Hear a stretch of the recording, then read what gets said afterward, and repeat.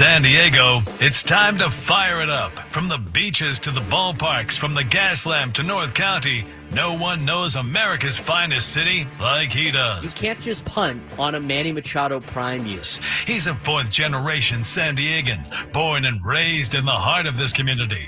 Passionate, opinionated, and always bringing you the real talk on your teams, your city, and everything in between. Braden totally knows his stuff. He's ready for the next step. That guy is good. Live and local, it's the Braden Surprenant Show. But I think Braden's one of the up-and-coming young stars in the media game in San Diego. Now, here's your host, Braden Surprenant. What's up, San Diego? And a happy Friday to everybody out there in America's finest city. Braden Surprenant on the Braden Surprenant Show with Frank Marchese, leading you up to 2 o'clock and Gwynn and Chris before the EcoWater SoCal Padres pregame show, leading into Padres Dodgers for the next 3 days over the weekend.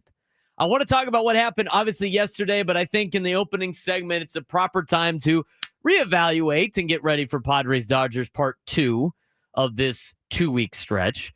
And what has happened from this point last week, where I said, go out and bury them, to the Padres getting their ass kicked for 3 days, to the Padres then gaining a game back this week by taking 3 out of 4 from what might be one of the lousiest, terrible baseball teams I had ever seen in the San Francisco Giants. And now getting ready to put yourself in relatively the exact same position you were last week. You've gotten a second chance, San Diego. The Padres have gotten a second chance. Don't mess it up. We're going to break this thing down so many different ways. And I'll try my best to get people fired up. But I agree that the Padres organization, and more so in the clubhouse, can't view this as anything different than a regular series. It's just another 3-game stretch. We saw that in the daily newsletter today from Kevin Acee. That's what this needs to be. But at the same time, from the fan perspective, just know this. You have another opportunity. You have another opportunity to get out there and potentially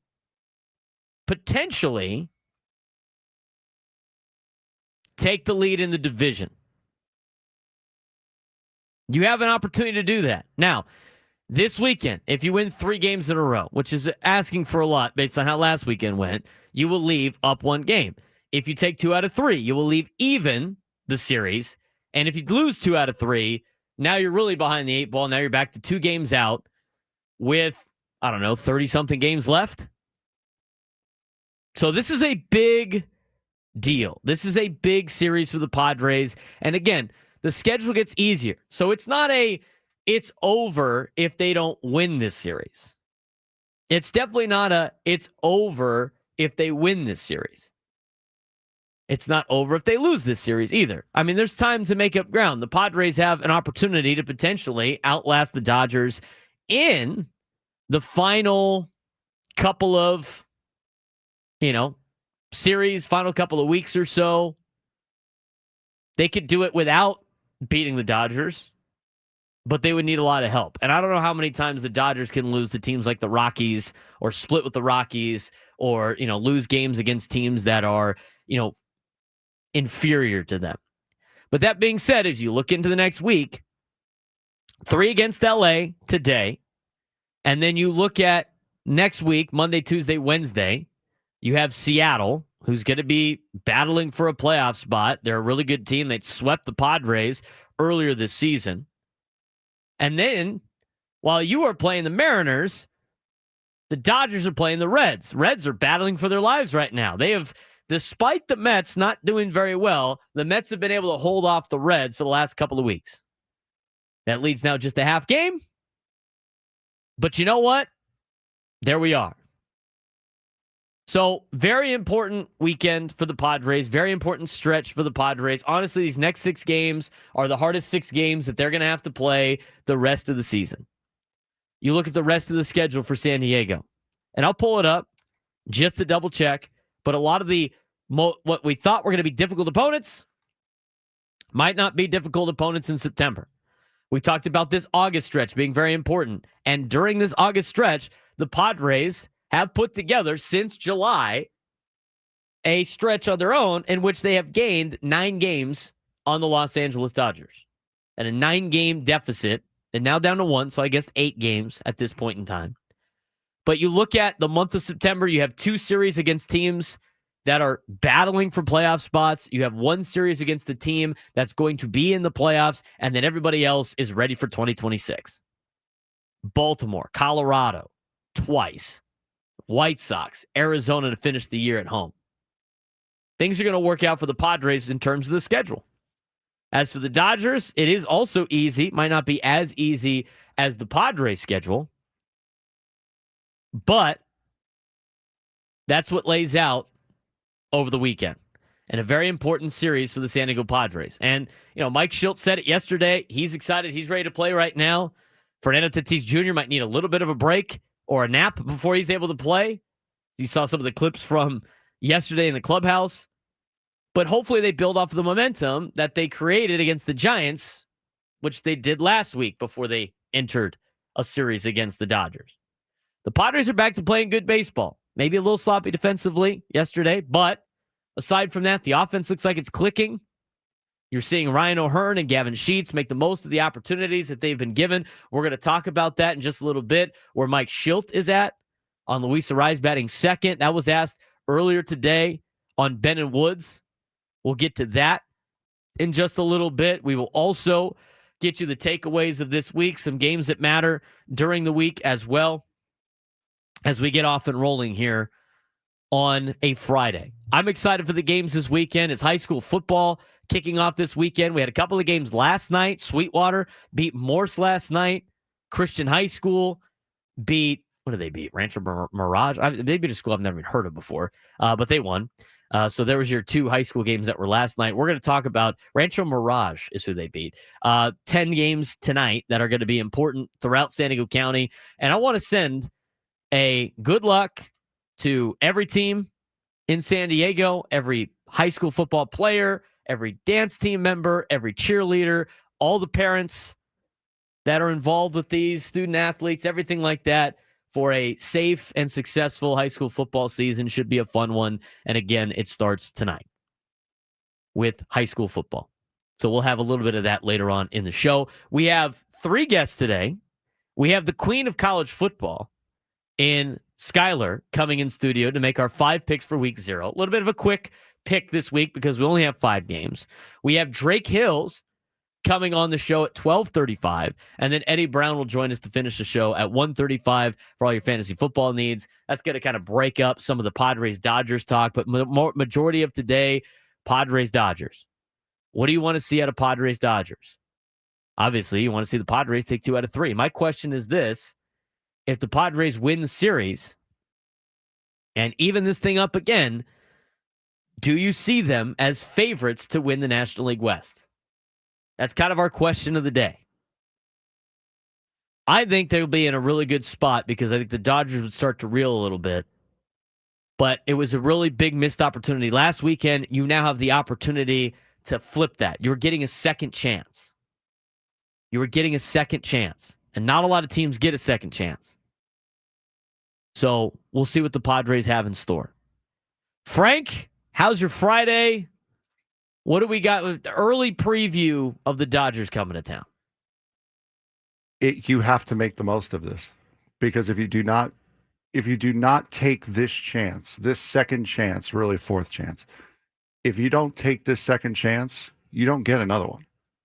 And if you do what you did last week, you can kiss the division goodbye.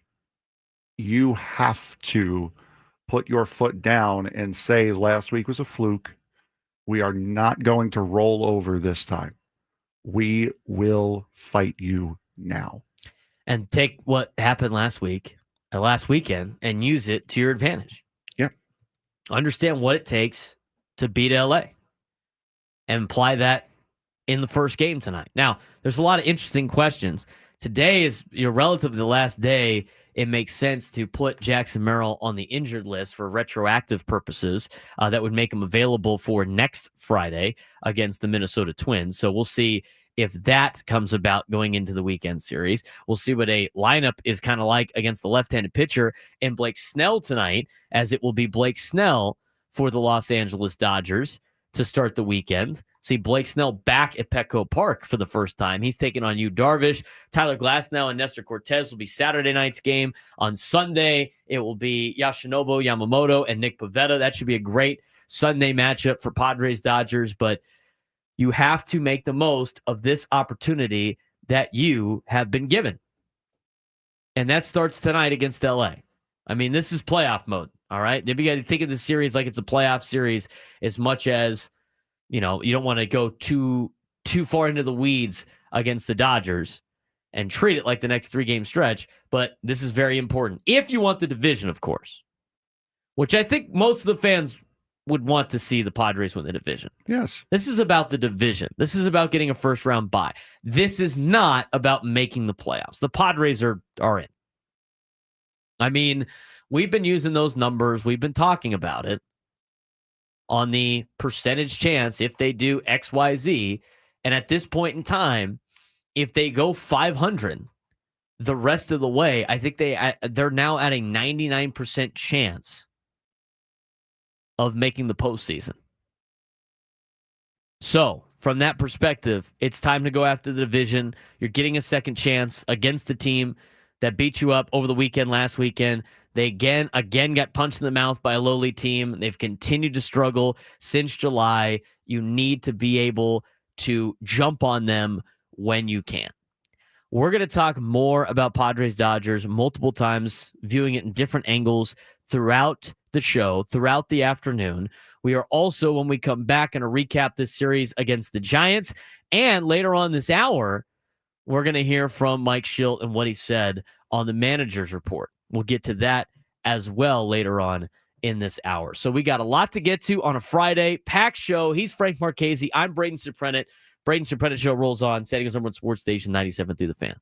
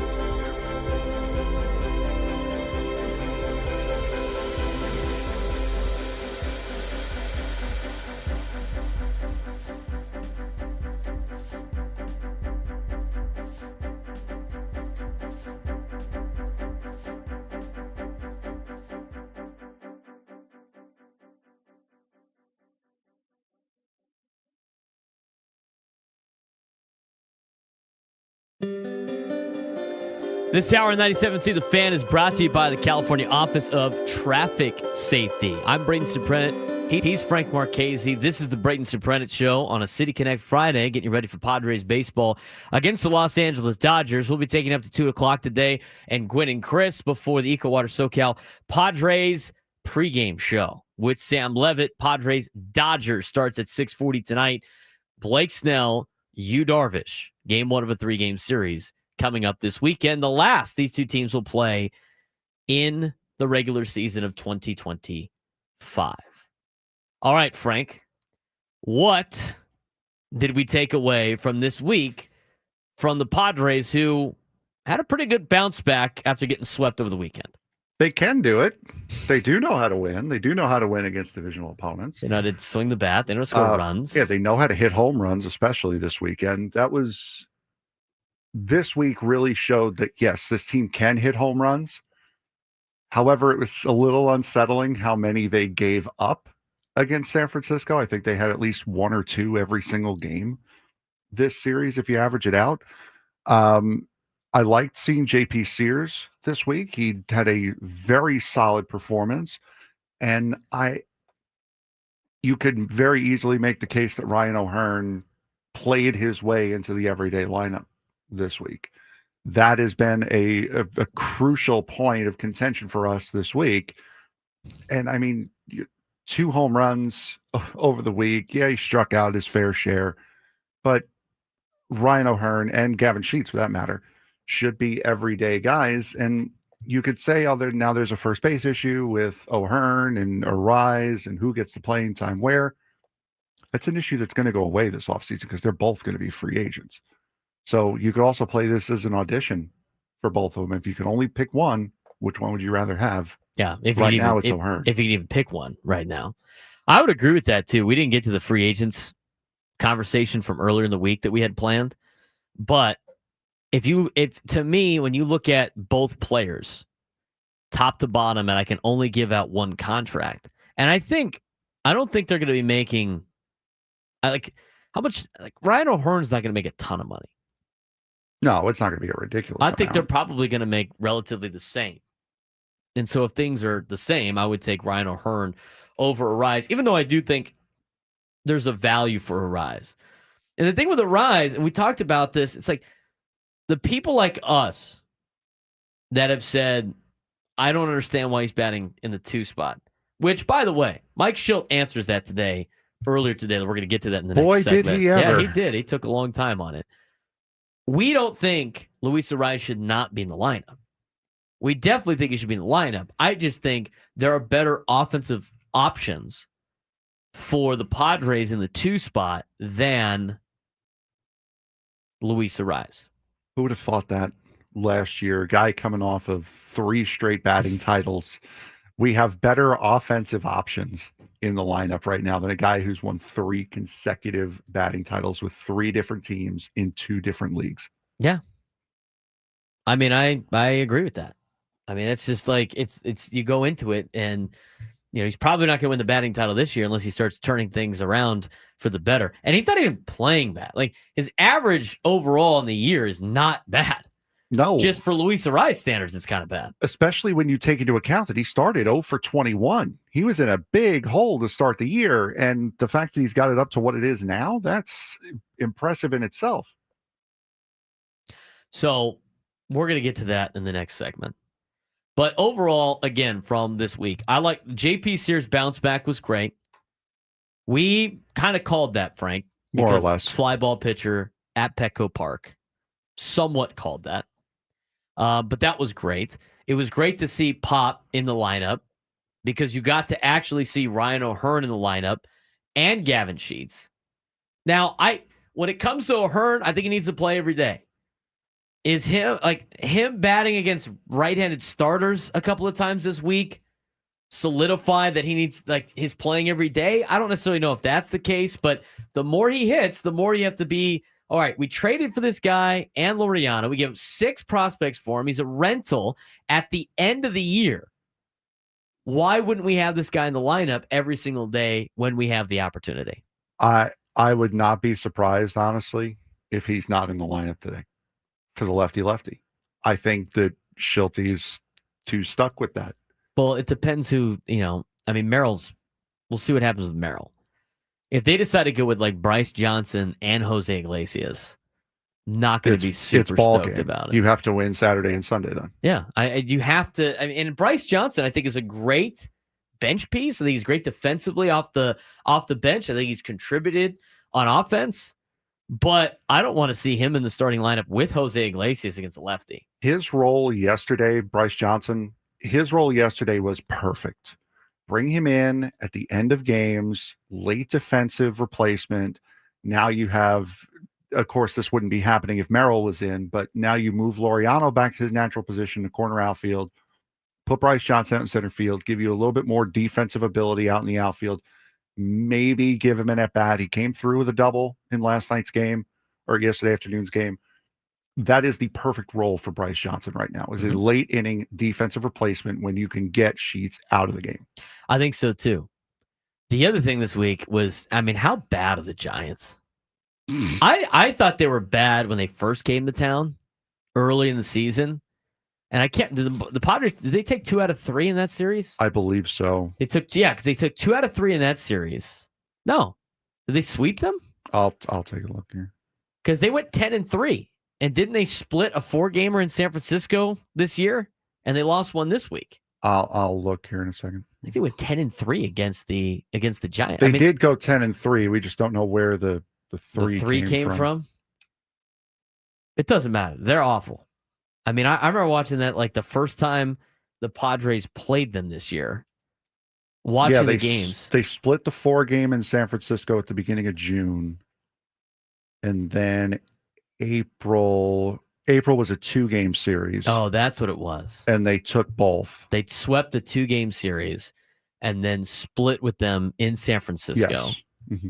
Right? So there's the 2. And then they lost this week and swept the other game in San Francisco. Mm-hmm. They've been bad. They looked bad during that time. And the other thing too with the Giants, and this is the last time we have to talk about the Giants this year because the Padres aren't going to see them again. Every time the Padres played the Giants this season, I would watch the Giants play and I would go, how are they winning baseball games? Seriously, I had no idea how they were winning baseball games at all. Maybe it's mental for them against the Padres, right? The Padres have owned the Giants in the last 40-something games they've played each other. They have owned the Giants. They are so bad defensively. So many miscues all week. How many circus plays did you see the Giants make this week? Just the team turned into a circus. Well, that, and you also had Jung-Hoo Lee's catch between his knees over the weekend. So it's well, wait a second here. What's going on? Because you can make a play like that, as fluky as it was, but then you just turn into a circus. Even yesterday with the throw to first base, unable to pick the ball up in the foul territory. This is going to be Bob Melvin's last year in San Francisco, whether he wants it to be or not. I think it might be too. Is this Buster Posey's first year, right? It's either I think this might be his first full year. His first full season. I could imagine. He didn't hire Bob Melvin. No. Maybe they make a change at the end of the year. They were bad, and they won the trade deadline. They've been even awful since then. They've been the worst. They've been the worst team since the Devers trade, which was before the deadline. But they have not been good. They haven't been good. They got worse after the trade deadline because they started to ship pieces off. I don't know where the Giants are going, nor do I care. But at the same time, it's just Padres are way better than San Francisco, and they showed it again this week. Just because they extended Bob Melvin this offseason doesn't mean that his performance this season keeps him from being fired. Right. He can get the axe this offseason. 100%. Well, especially with a guy that's, didn't hire him. That happens all the time. Did that not happen with AJ Preller and Bud Black? He gave him like 60 games. Yeah. And he got rid of him, and they were like a game above 500 or right at 500 when that particular thing happened. You see it in football a lot, and this is why the NBA is crazy. When you talk about football, no, what I'm saying is you talk about football a lot, you see it there where if one goes, both of them go. Either the coach goes, or the GM goes, or both of them go. The GM rarely is the only one that gets fired because when a new GM comes in, he's going to want to implement his own style, his own philosophies, and he can't do that with the old head coach there. So it's either the coach that goes or both of them go. And that's kind of where the Giants are right now is you brought Buster Posey in. He came in with Bob Melvin already there. He can't really do what he wants to do with Bob Melvin being there. So it's going to have to be Melvin that goes or both of them go. Or they just roll it out there again and see what happens. Which would be catastrophically. Yes. There's pressure on them to not be second fiddle to the Padres in the division that you were supposed to be, you and the Dodgers, for the remainder of time. Yep. 833-288-0973, 833-288-0973. Mike Shildt was on with Benton Woods earlier today as part of the Manager's Report with Mike Shildt, refreshed by EcoWater SoCal. When we come back, he had a lengthy answer on why Luis Arraez bats second. Maybe we'll get the answer when we come back on the Braden Surprenant Show.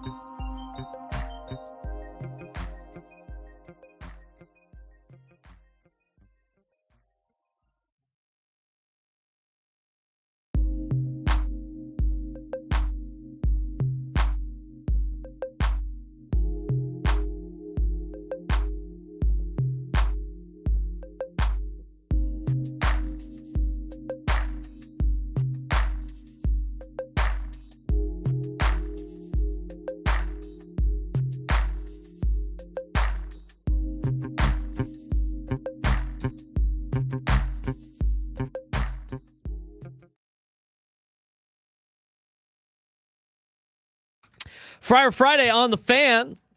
He's Frank Marchese. I'm Braden Surprenant. The Braden Surprenant Show rolls on. San Diego's #1 sports station, 97.3 The Fan. Leading into Gwynn and Chris, who will take over at 2 o'clock. And then the Ecowater SoCal Padres pregame show with Sam Levitt will start at 5:40. First pitch between Padres and Dodgers at 6:40. Padres one game out of first place behind those LA Dodgers. Padres need to find a way to take at least 2 out of 3 this weekend to put themselves in a tie for first place. Remember, the Dodgers already win the tiebreaker, so you're technically game and a half back going into the weekend. The Padres sweep, they will leave a game in first place. If they'll leave to go to Seattle. If they take 2 out of 3, they will be tied, and if they obviously lose 2 out of 3, they will lose a game. So that's what's at hand for the Padres tonight. We talked about the Giants a little bit in the Padres-Giants series. Padres really outclassed the Giants in every single one of those games. The only time that they lost was on Monday, and there was that controversial home run call and some other things that didn't go the Padres' way, but they take 3 out of 4 from San Francisco.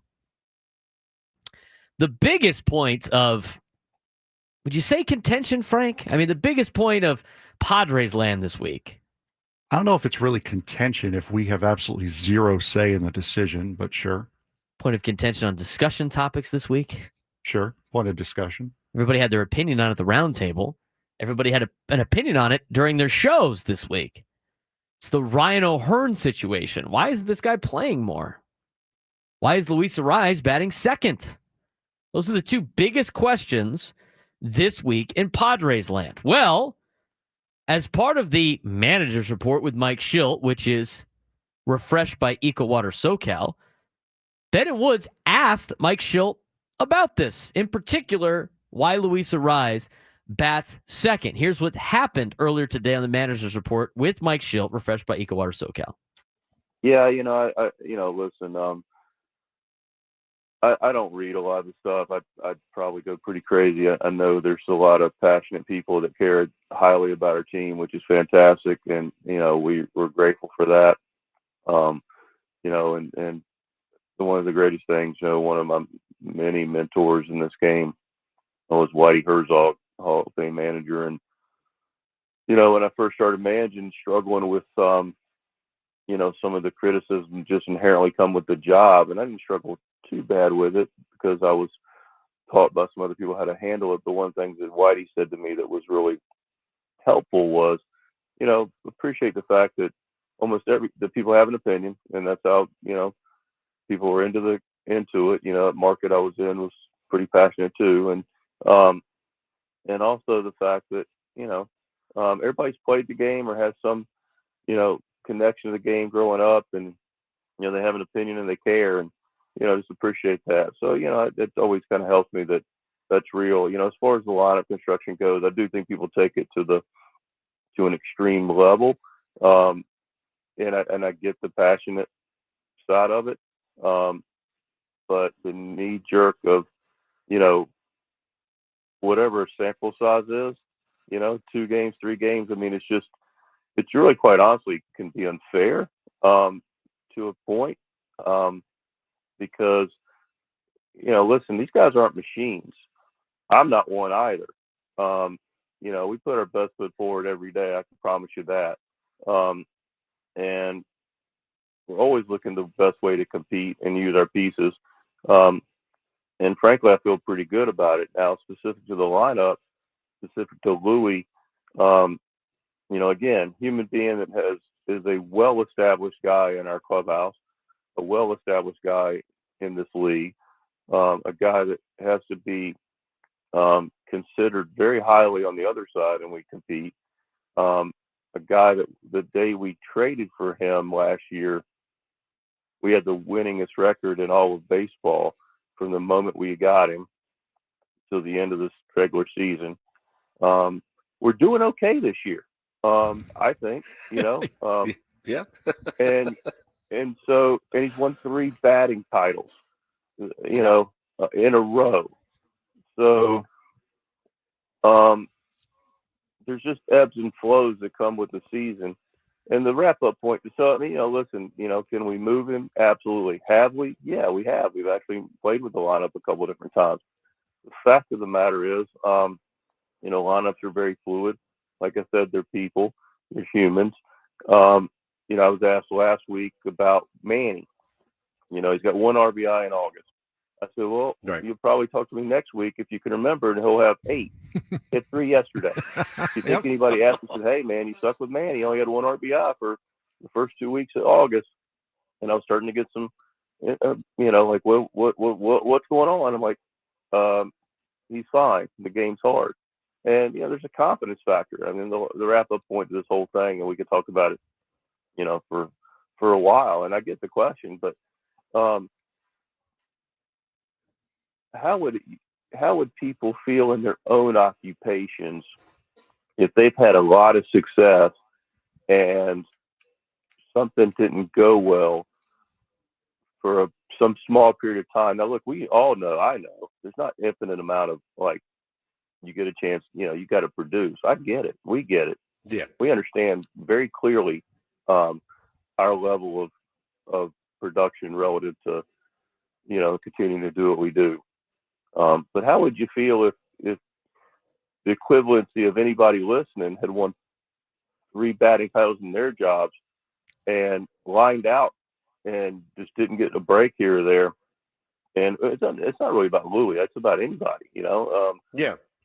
And then somebody said, hey, you got to, you're no longer the CEO, you're, like, it just wouldn't, it's not fair. It wouldn't be fair. Now, again, it's not unlimited. There's production that needs to take place, but that's the way I see about lineups. And I do feel like my style, at least, is to trust our people, trust our players. And over the course of a season, when players feel safe and comfortable and know they're valued appropriately, and you're going to stick with them reasonably. And this is big picture. It's not doing Louis. Like, Louis doesn't even come to my mind, which probably blows people away. Like, Louis, who doesn't want Louis to rise up? Puts the ball in play, competes his tail off. Is actually at 4-17 against lefties runner scoring position. Who doesn't want that guy up? I do. But anyway, I don't know if that answered your question or not. You look like you really want to say something. He answered that question. Now, we didn't hear the question, but he answered that question based on the premise, it sounded like, of them asking him to take Arise out of the lineup instead of just move him down. Yeah, but even then he said he compared it to like Luis Arise being a CEO. And if he's the CEO and he has a bad week, are you going to not make him be the CEO? Yeah, I which thought makes, that doesn't make any sense. Yeah, which again makes me think, no, we're not asking to take him out of the lineup. We're not asking to take him out of his role on this team. We're just asking you to not bat him where he's batting. We still want him to play. We still know he has value to this team. But that value doesn't have to stick at the number 2 spot in the lineup. I don't get the comparison there. It didn't make any sense. I mean, if he moves down 3 spots to 5, do we consider that a demotion? No. A demotion to me would be like he doesn't play anymore. Exactly. That would be like the comparison. I don't think anybody really thinks Luis Ariz should just flat out not play. All we're asking is for him to not maybe bat second. And yet the attitude is, well, we don't want him to, these guys are not machines and all. I mean, come on, man. Yeah, again, if you're going to do that, then why even change the lineup ever? We're not asking you to bench him. We just want him to bat 6th, 7th. That's it. Even 5th. 4th. Yeah, 5th even. I mean, you can bet cleanup. I don't care. I just don't understand, like, just going to continue to do the same thing. Well, his track record says this. Yeah, but right now, he's doing this. Yeah, his current play is not matching his track record.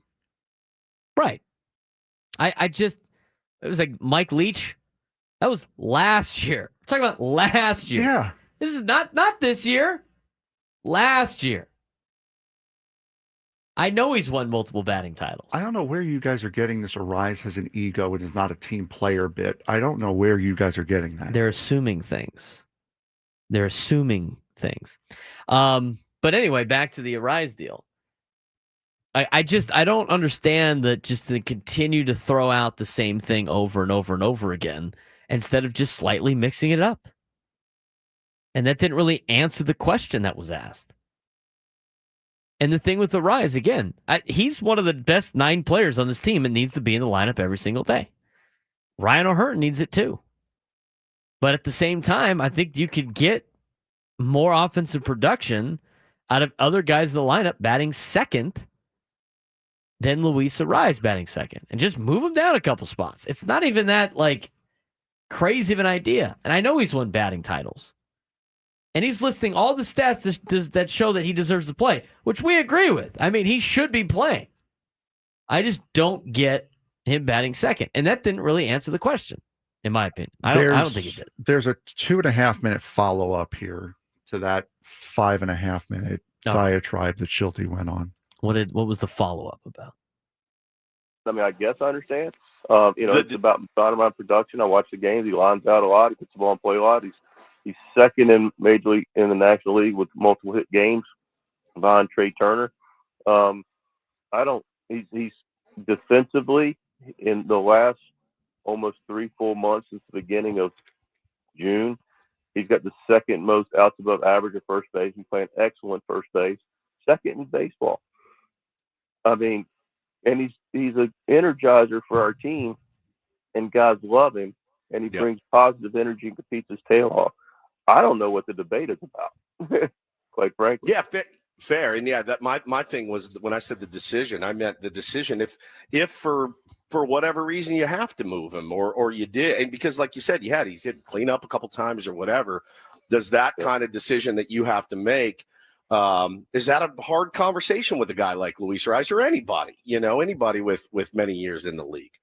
Yeah, of course. I mean, so, but again, it's just my point is about the whole thing is like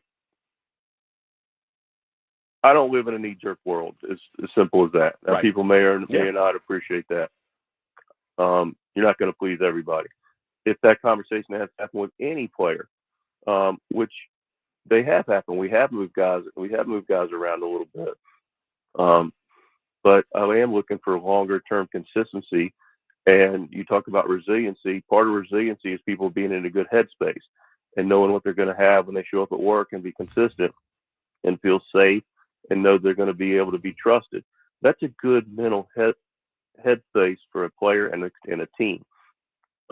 What's not a good mental headspace consistently is knee-jerk reaction to, I don't know what externally is out there. That's not my purview to manage I'm not going to manage to the Twitter world or, whatever that is. I'm going to manage to what we, our staff, including our front office, has put this team together and to the best I can. And I don't know, we're playing for first place tonight in our division for as close as this team's been since, 15 years. So, I mean, I don't know.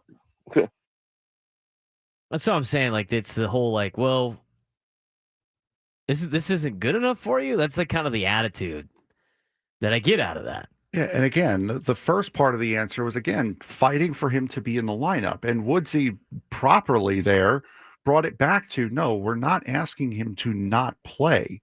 We're asking him to move down in the lineup. If you move him down in the lineup, you get somebody a little bit more dangerous behind Fernando. Fernando's going to get more pitches to hit. He's going to get more protection. You're going to see his production go up. And if you want to see what Arise can do as far as people on base, move him towards the middle of the lineup where the guys in front of him are getting on base. He'll start getting more meaningful hits. He'll start getting those RBI numbers up, and his average might just go up. I look at, I don't get the knee-jerk reaction comments either. I really don't think this is a knee-jerk reaction. No, we've seen it all year. This season, Luis Arise has played in, how many games has he played in? He's played in 121 games. Okay? He has started 121 games, and he has played in 122 of them because he has filled in as a sub. All right? How many games the Padres played? I don't even know off the top of my head. But he hasn't had too many days off. Out of those 121 games in which he has started, he has hit second 105 times. He has hit fourth 9 times, and he has hit first or leadoff 7 times. Probably on days where Manny was off. Or Fernando was off. or anything like that. So it's not a knee-jerk reaction. You're continuing to see the same thing over and over and over again, and it's been a long enough sample size to be like, you know what? Really don't like this look. He's only in his 9 starts in the cleanup spot, which is where I would prefer to have Luis Arise because he's a singles hitter, and having him hit singles with guys on base is way more dangerous than him hitting a single with just maybe Fernando on base or nobody on base. And again, it's small. He's only had 36 at-bats batting cleanup this year. He's hitting .361 batting cleanup with a .410 on base percentage, a .361 slugging, and a .771 OPS. His batting average on balls in play batting cleanup this year is .394. His second best numbers is obviously batting second because he has done that the most. And then his worst numbers this year in only 30 at-bats, which is not a lot. His batting leadoff, he's hitting .233 with a .648 OPS. I understand he gets singles. I understand he's the spark of the team. Nobody's saying he shouldn't play. But the whole situation about him batting second and really not getting too much of an answer out of it is interesting to me. I don't get it. I still don't understand. I don't get it either. It's a fair question to be asked because you're seeing the way Fernando's getting pitched. That just tells you they're not afraid of what Luis Arise can do. They're not respecting Luis. They don't see Luis Arise as a threat. So move someone who they do see as a threat behind Fernando. Fernando stops getting his bell rung, and the lineup moves on. Even then, you'll see Arise get on base more if he's moved down the lineup because people are not going to want to walk him with runners on base or with runners in scoring position, knowing how good he is as a pure hitter. So he's going to get more pitches to hit. He's going to get more opportunities to put the ball in play. It does not make sense. And again, for Shildt, it just seems like any time you question something he does, he gets incredibly defensive on these topics. He's defending his guys and everything like that. I don't which is fair. I'm not. I don't really. You can't expect a manager to throw one of his players under the bus, and that's not what I'm expecting here. But at least just somewhat entertain the question. Well, and the other thing too, here's where it's confusing. We spent the entire season up until the deadline talking about one thing. And what was that one thing? It really was one thing that was split into three things. The Padres have no left fielder. Mm-hmm. The Padres have no DH. And the Padres don't have a catcher. And so what did the Padres do? Went out and solved those problems. They went out and got 3 position players. They got a catcher, they got an outfielder, and they got a DH. Yet now, all of a sudden, the Padres are set with everything they have. They don't need the DH that they went out and acquired in a guy like Ryan O'Hearn. Like, oh, we got Luis Ariz. We got Jose Iglesias. It's like, I don't get it. The entire season, that's what everybody's saying. Like, they don't have this, they don't have that, they don't have this. They go out and get those 3 things, and then the not playing them is what has fans confused. And then on the same thing is the whole lack of slug and the lack of, OPS numbers. Because Luis Ariz gets singles. He doesn't get walks. He gets singles. On top of that, he doesn't have a lot of extra base hits. I mean, he's literally just putting the ball in play, which to me is not a threat for other teams when there's not a lot of guys on base. Right. Now, if there's guys on base, and maybe that has to do with the bottom of the order, but I think Freddie Fermin's done a good job. I think Luis Ariz is a lot better. And so far, and again, small sample size, Luis Ariz's numbers as a cleanup role has been a lot better than it's been as a number 2 hitter. I don't understand it. And like the only people that are super in on this are like just the old school baseball fans that are used to seeing average and used to seeing singles a lot. I appreciate batting average. I'm not one of the people that says it's an irrelevant stat anymore, but I also understand for a team that needs to put the ball in the gap and a team to, have some extra slug, this guy near the top of the order doesn't make any sense. This guy in the middle near the bottom does make sense to me. And again, as I've mentioned before, we're not saying he should not play. Exactly. He should just move down lower in the order. I don't get it. But anyway, 833-288-0973, 833-288-0973. We'll get to your phone calls when we come back in the next hour. Already an hour in. We'll talk about some of the games that matter. And was Major League Baseball listening to me this week? Maybe they were. We'll talk about what they had to put together on possibly shrinking the schedule when we come back.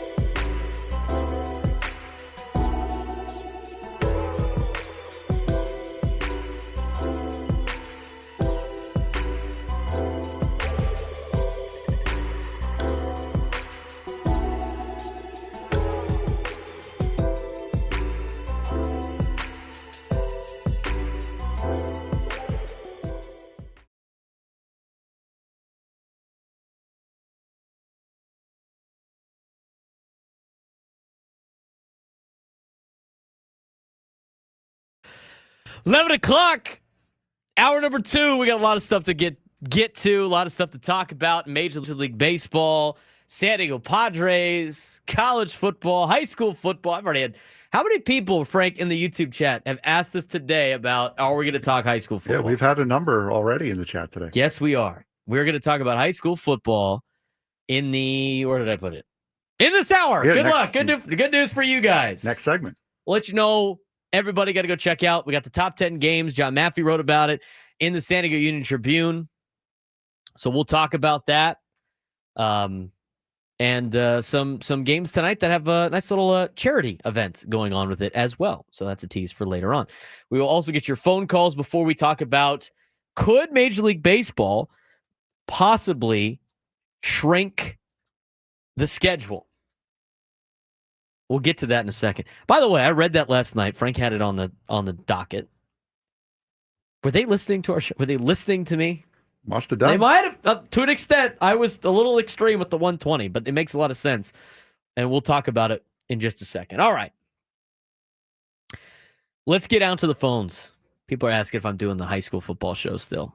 I've had so many people ask about that. I have to find time to do the show. That's what I have to find time to do. When do we air it? I mean, maybe we'll just, the next segment, maybe we'll just clip that off, and that will be we'll post it as a podcast form, and that will be the podcast for the week. See, Braden's not a monkey. He's got things going on. Coaching football, behind the scenes stuff. He's got this show. He's dealing with me. Brother's got a lot going on. He's got a lot on his plate. And not a lot of time. As a matter of fact, he needs more time in the day to get this stuff all done. By the way, and Diego the Torero part of my life has not started yet, of going to USD and doing stuff.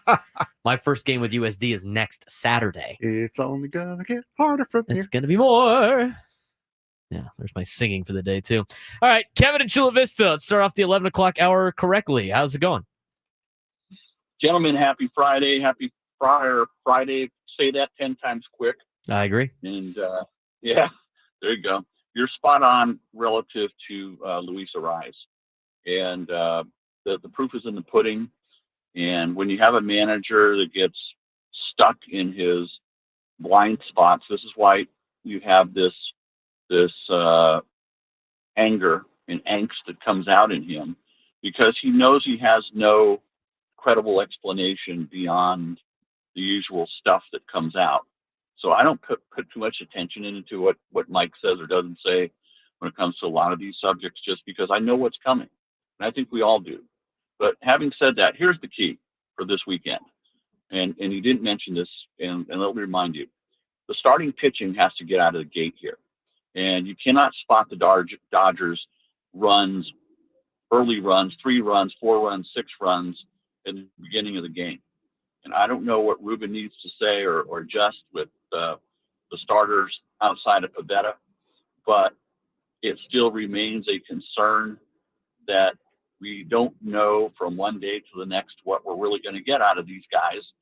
And that is a utmost concern. The second thing, as I've said all along, and many in the media are saying the same thing, Manny and Fernando have got to start showing up when you have signature games.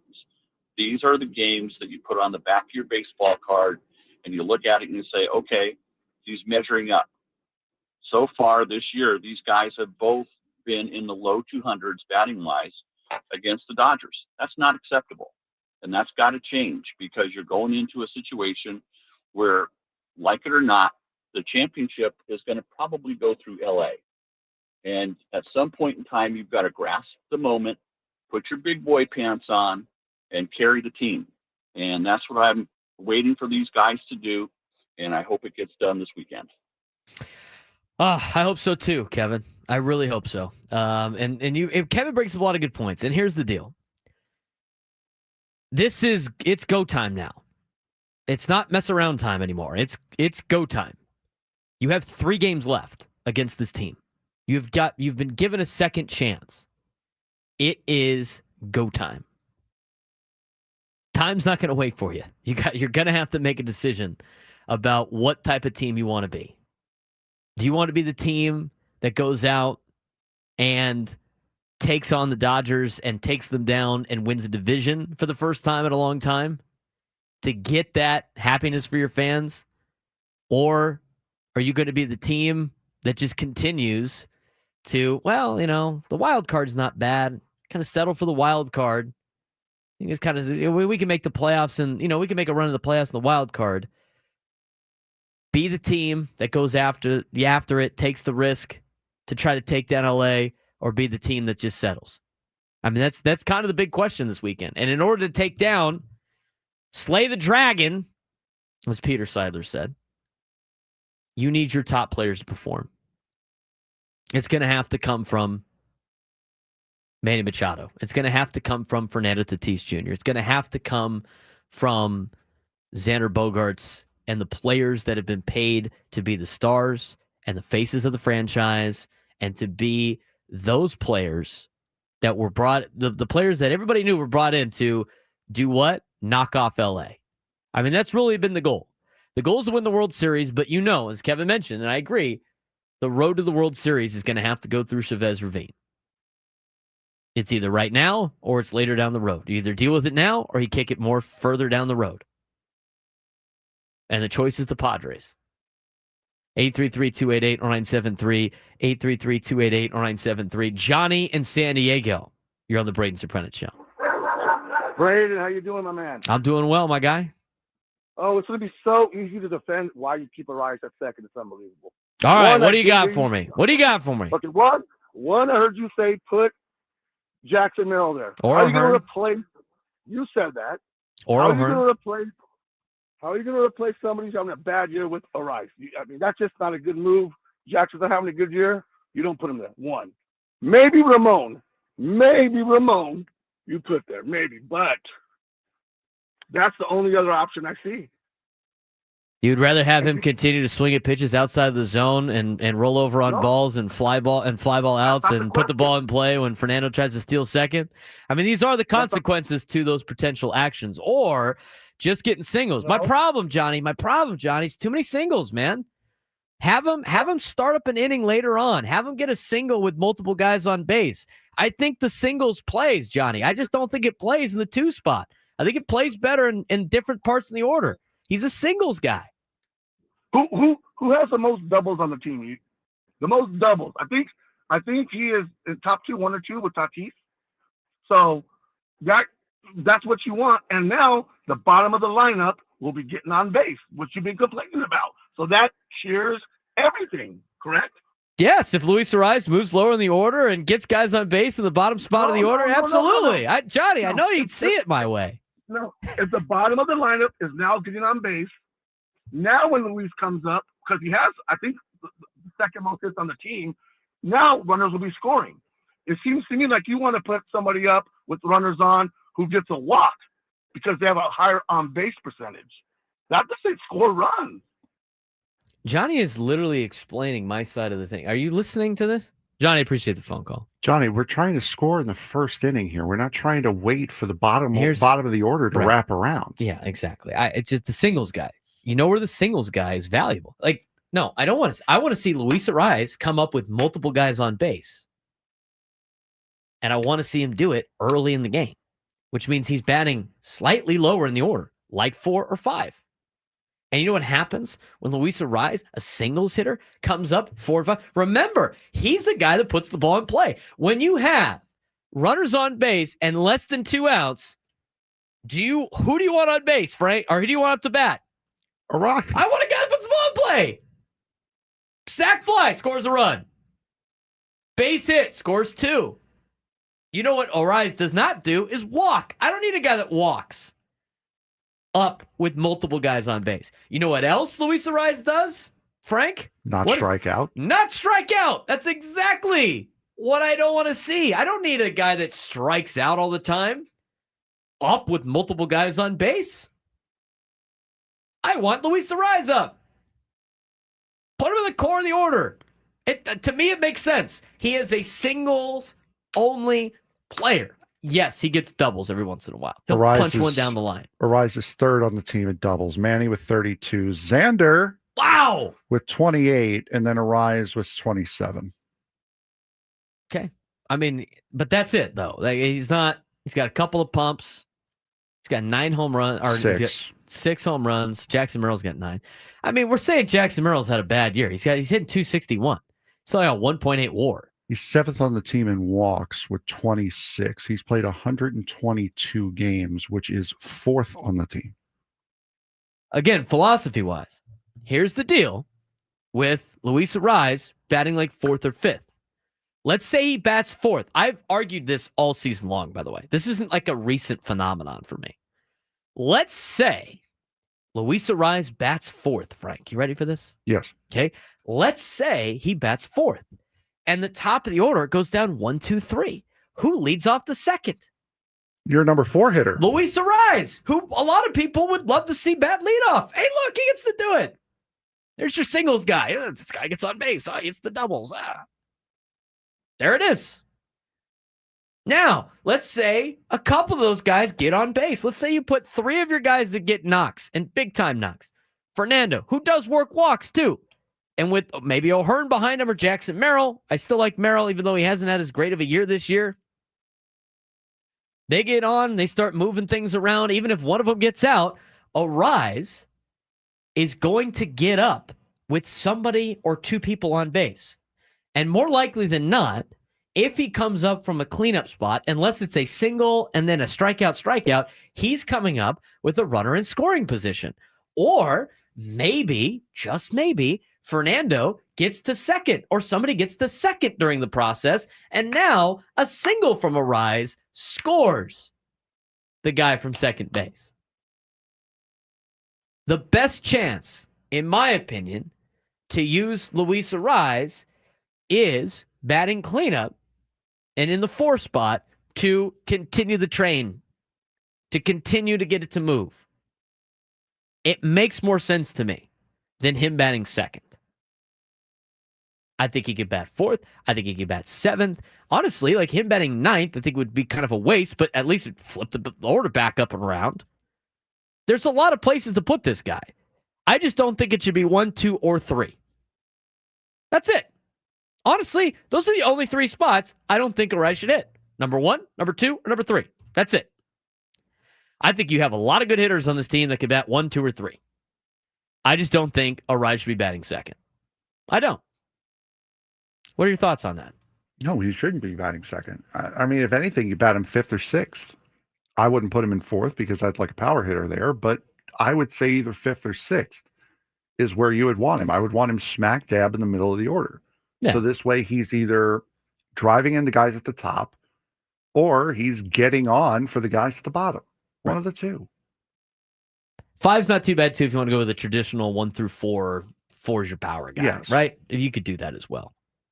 And I don't mind Laureano. And then there's the other thing. I am not a big believer in the whole righty-lefty thing. I'm just not. I don't care.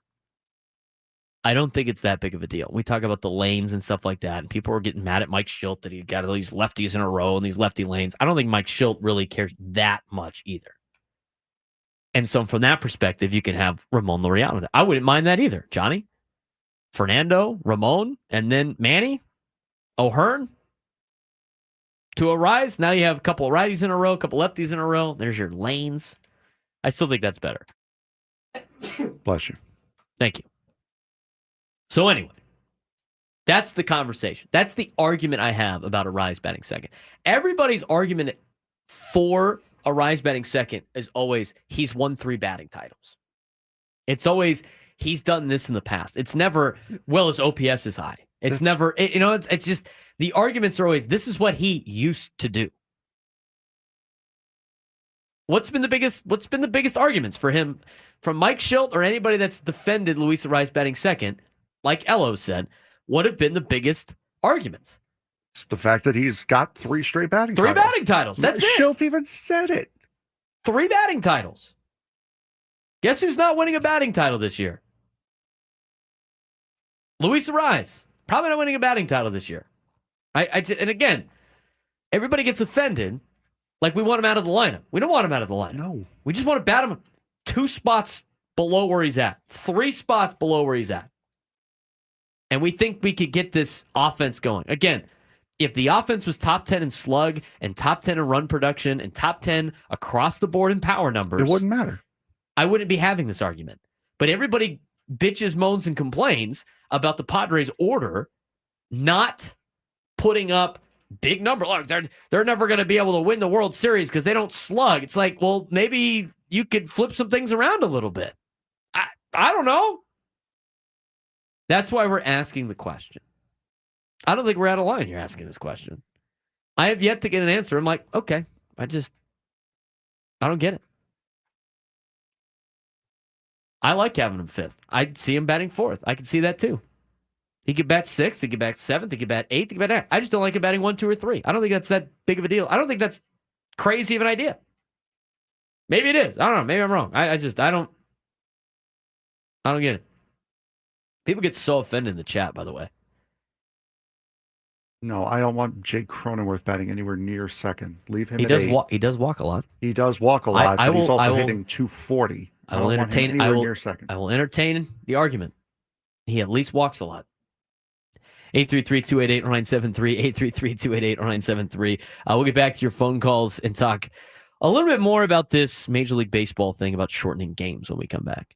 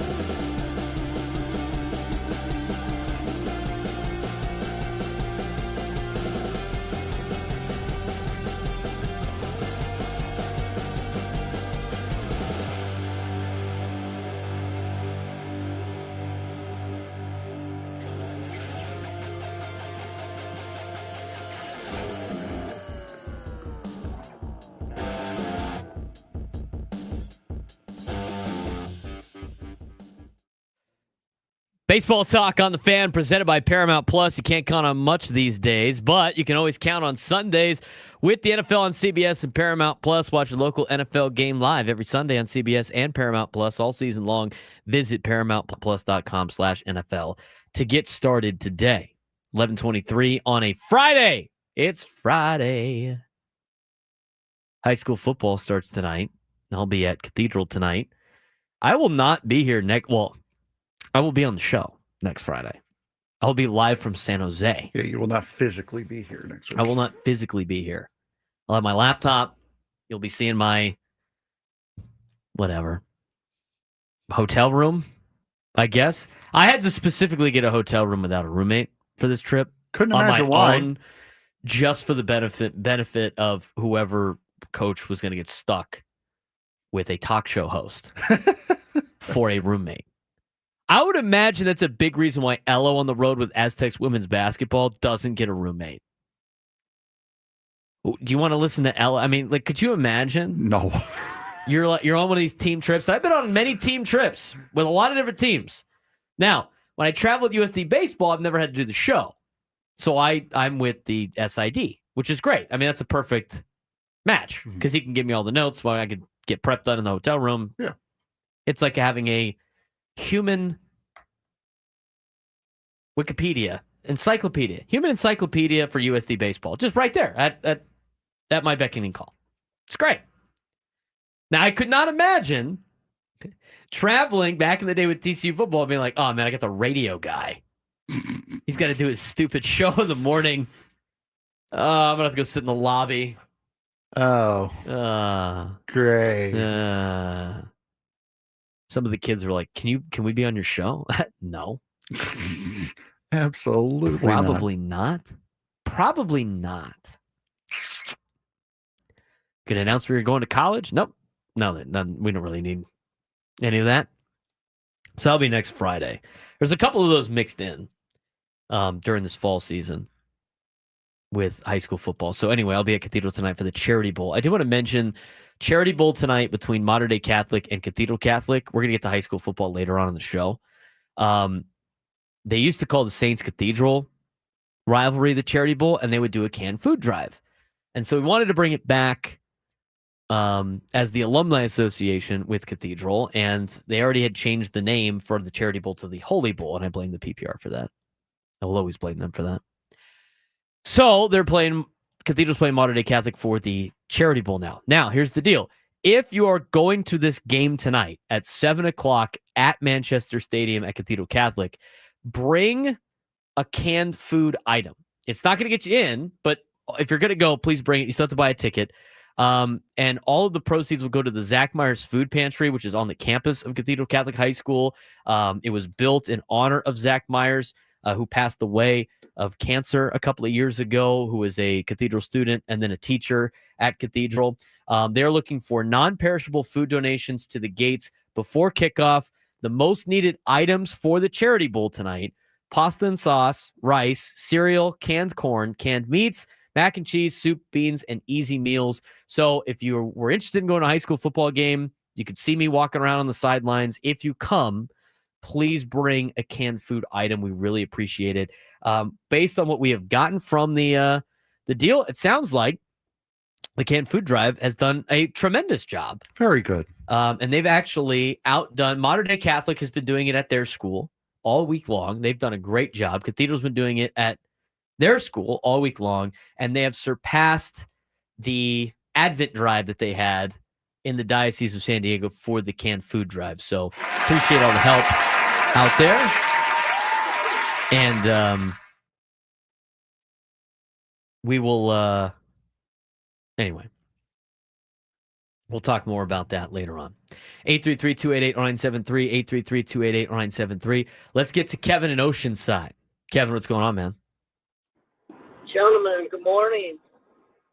You touched on it at the end of your last segment. I don't get Jake Cronenworth always taking a first strike fastball down the middle. He's consistently doing that, putting himself in the 0-1 before he even takes the bat off his shoulder. He's got runners in scoring position quite a few times, and yet he goes down with stripes. Yes, he takes a lot of walks, but that's nothing than just also getting a single. It doesn't do the team any good if he's not producing, especially in the eighth hole. Yeah, the Jake Cronenworth conversation has flown under the radar a ton. I mean, if you want, and again, if you're going to pick out of a right, let me ask you this, Frank. One of these guys has to sit against the lefty. Jake. I didn't even get to give you your options yet. No, it's Jake sitting against the lefty. One of these guys has to sit against the lefty. O'Hearn, Arise, Cronenworth, Iglesias. Jake. Probably. If I had to pick, I mean, I'd rather have that against the left-hander. I'd rather see some slug. I mean, the thing is, yes, we know Ryan O'Hearn's numbers against the lefties are not as good against righties, but they're still better than Jake's. They're still better than Iglesias. They're still better than Arise. Yet, he's the guy that is not the one playing, which is crazy to me. 833-288-0973, 833-288-0973. Well, she's here. She is. The queen of college football is here. And so we're going to take a quick break from this and get to the queen of college football because we got to make our picks coming up. But in the next segment as well, we are going to continue this conversation about the Padres. Skyler joins us next. Braden Surprenant Show.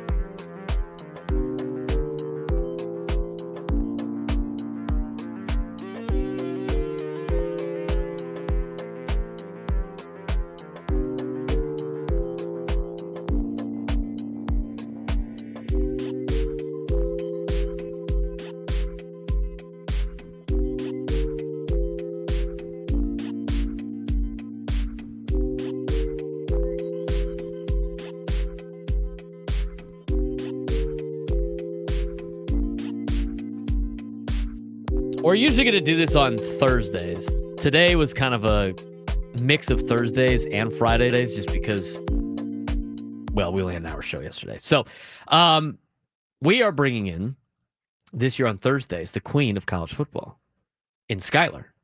I don't know if she likes that nickname or not. We kind of discussed it a little bit before, but the queen of college football is here. Skyler, what's going on? I like the nickname. I just think it's a lot to live up to? Yes, live up to. So I'm a little nervous, but I like the nickname.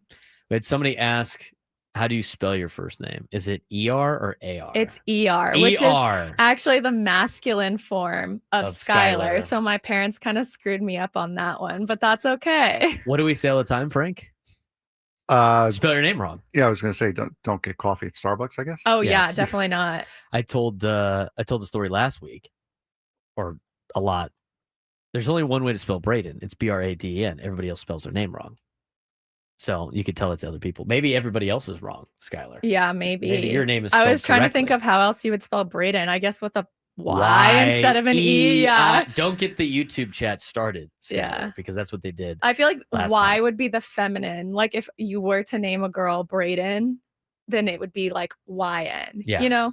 I did know another Braden. She was a girl at in Texas. She spelled her name Braden. Okay. I think that's fair. Yeah. But for the masculine spelling of Braden, Braden. All right. We got to get to our college picks, and we got to get to the sports thread all within the next 20 minutes or so. Do you have any college football music to play in the background? I do. How about that? Fire it up for the first time. All right. People are asking, why can't we see Skyler? Because we don't have a camera for her. So I declined the camera. Yeah. Okay, Declined the camera. Okay, maybe next Thursday you guys Yes. will have to give me the camera then. if she wins the week of picks. We only have 5 picks to get to. Frank, what's our first game tomorrow? All these games are going to be on tomorrow for week 0. Yes, and all of them are going to be on time order here. So it'll be number 22, Iowa State versus number 17, Kansas State, not the state of Kansas. Despite Ireland buying a bunch of state of Kansas flags this week. Yes. I've seen now multiple bars that have done that.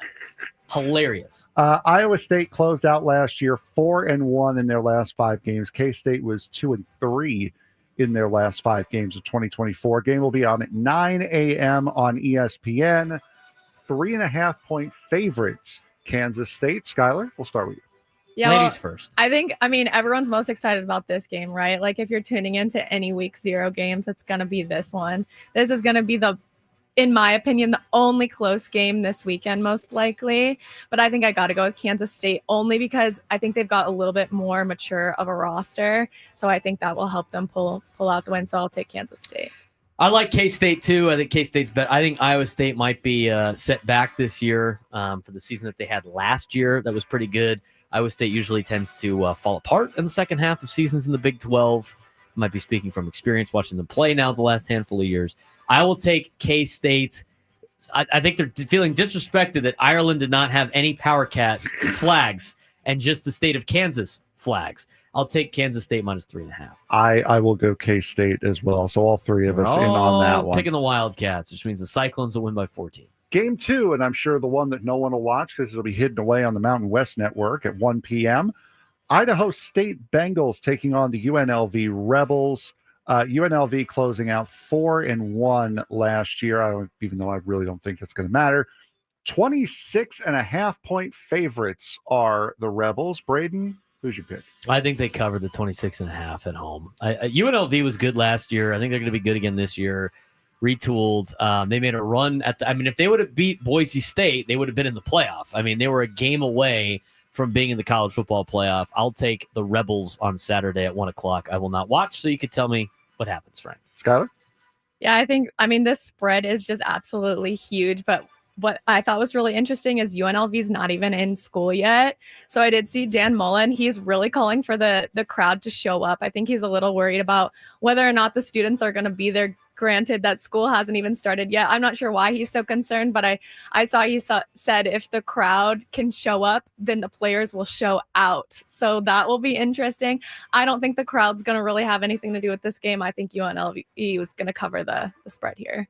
Does anybody go to UNLV games in Vegas? They have to fill Allegiant Stadium. Yes, I mean, even if they all showed out, I still don't think the stadium's going to be very full. I'm going to go against you guys. I never pick 4 double-digit spreads in the NFL. Smart. And 26.5. There's so many fluky things that can happen over the course of an singular football game. I'm going to take Idaho State on that one. You lose by 50. Well, and that's the risky take.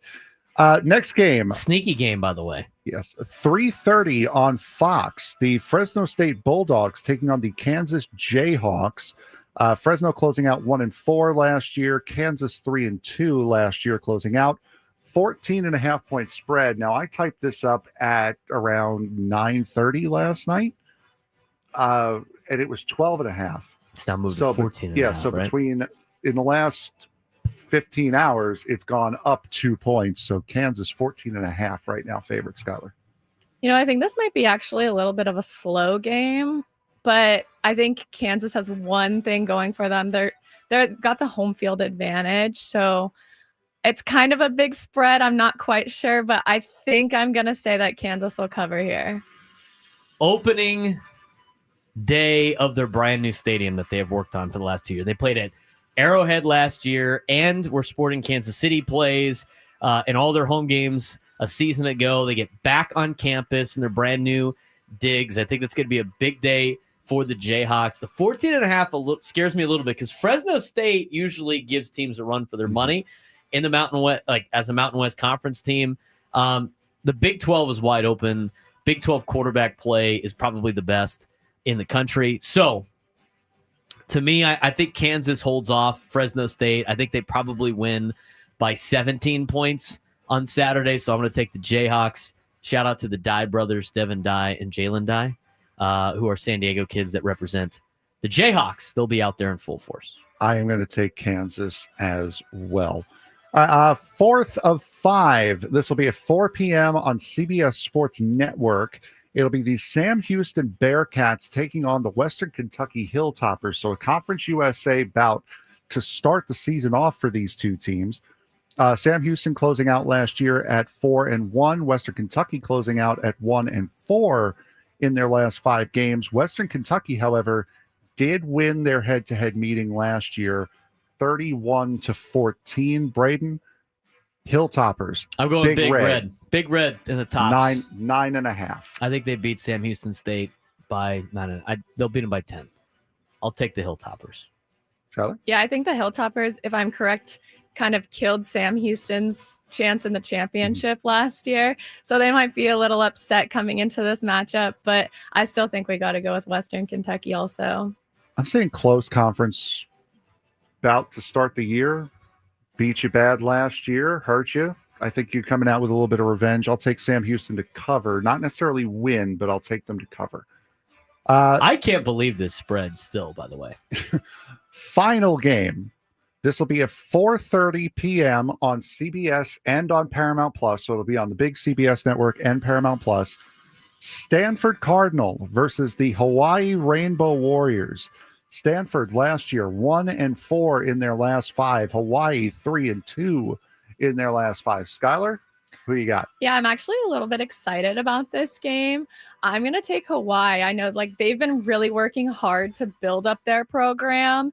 And I think Stanford is kind of a little bit of a mess. They had to get rid of their head coach in the offseason. They've got a new head coach, and I believe he's new to the college football world. I know that he coached in the NFL, but I think that's just a totally different world. So I think it's going to take him a little bit of time to adjust here. So I've got to go with Hawaii.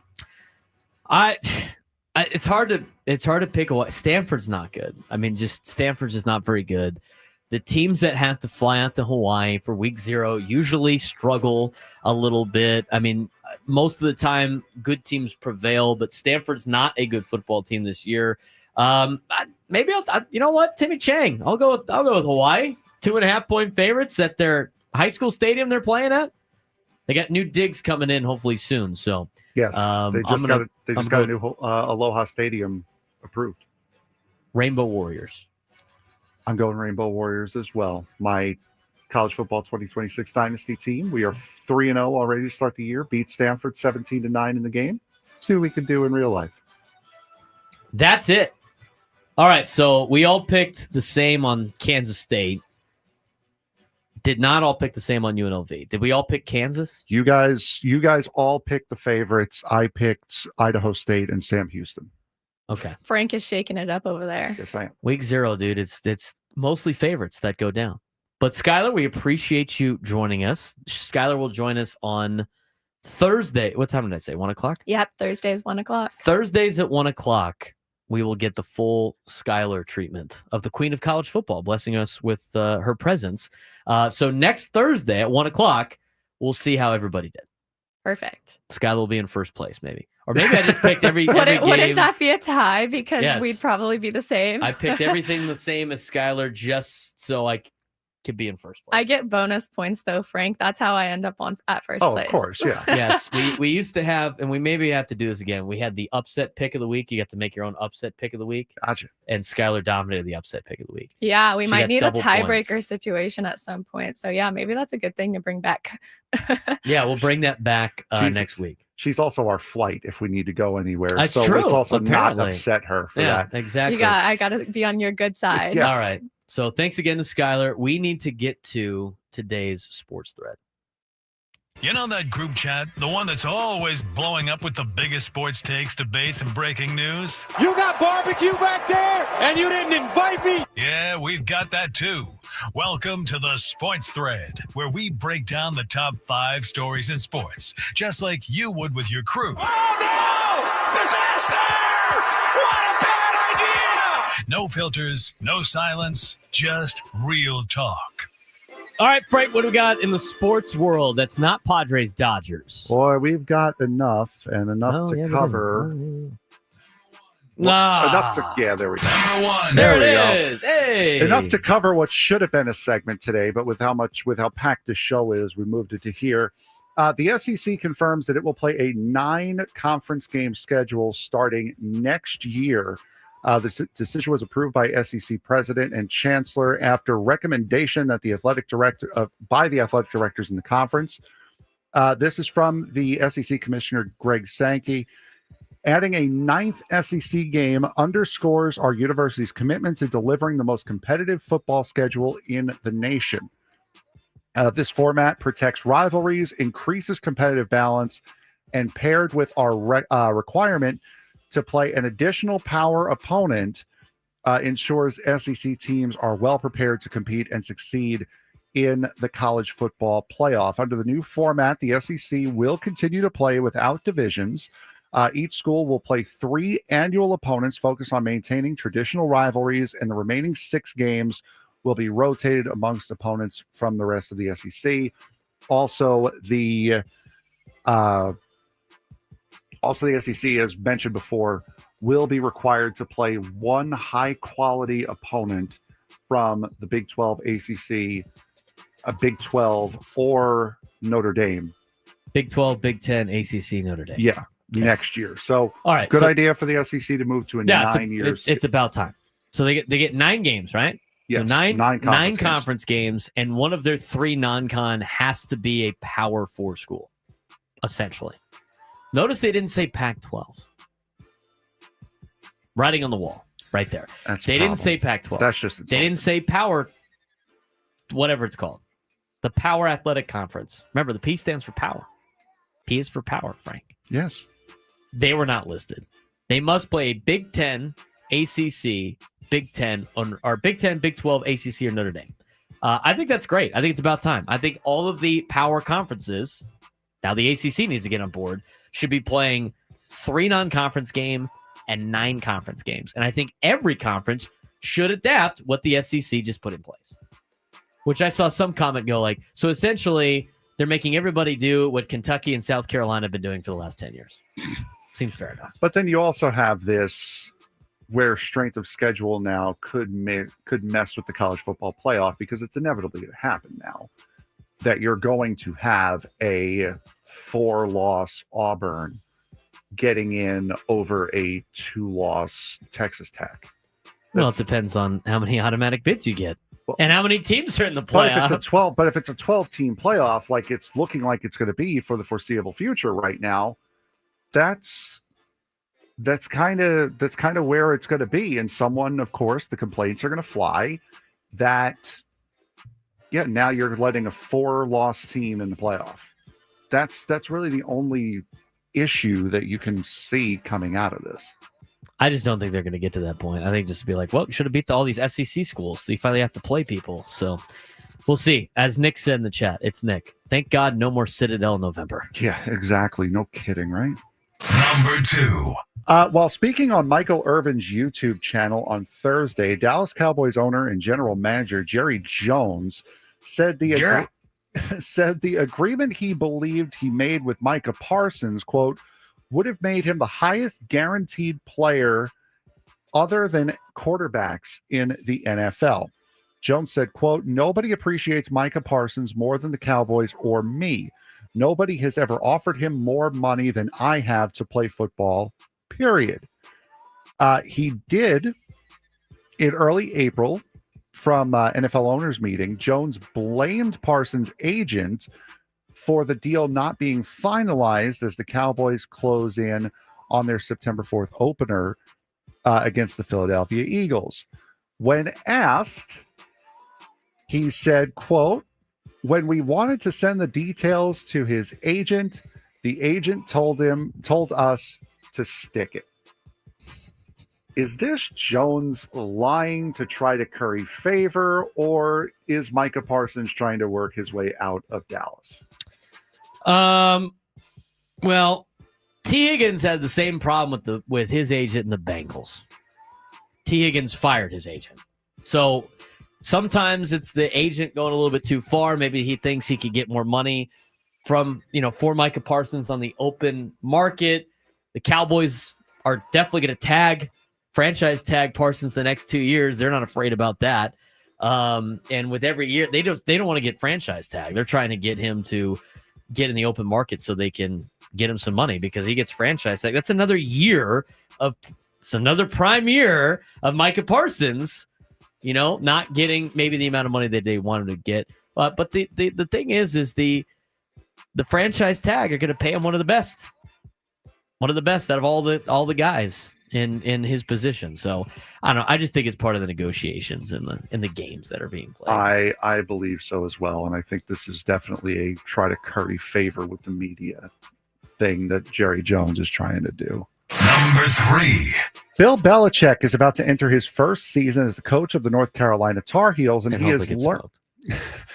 is learning that life in the college ranks has some advantages over those in the NFL. In an interview with the Boston Globe, Bill Belichick said, quote, there's no owner, there's no owner's son, there's no cap, there's an ad that just moved the quote, everything that goes with the marketing and everything else, which I'm all for that, but it's way less of what it was at that level. Generic NFL teams, you have the owner, president, GM, personnel director, college director, pro director, cap guy, some other consultant, then the head coach. I'd say when we had our best years in New England, we had fewer people and more of a direct vision. As that expanded, it became harder to be successful. Is this Bill Belichick throwing shade at the Kraft family and the New England Patriots? I think that's very possible. I'd also think Bill Belichick understands it is slightly easier. Here's the deal. You don't have to deal with owners, but you have to deal with a lot of parents. Yep. And that's also a major problem. You also have to deal with guys leaving for just whatever they want, right? The guys aren't under contracts.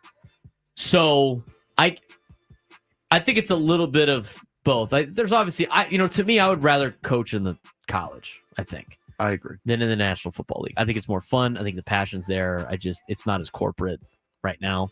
That might be changing, but I would rather coach in college. I think Bill Belichick's going to enjoy it. And I think he's going to enjoy getting his ass kicked on September 1st. I was going to say. And then hopefully winning the next 11 games. That's the ideal world. 11-1 for North Carolina after they lose to Sonny Dykes on Labor Day. I hope they win because that next day's show might suck. So at least you're not biased. That's right. You know what? If he's going to be biased about Penn State, I'll be biased about TCU. Moving on. Padres baseball when we come back.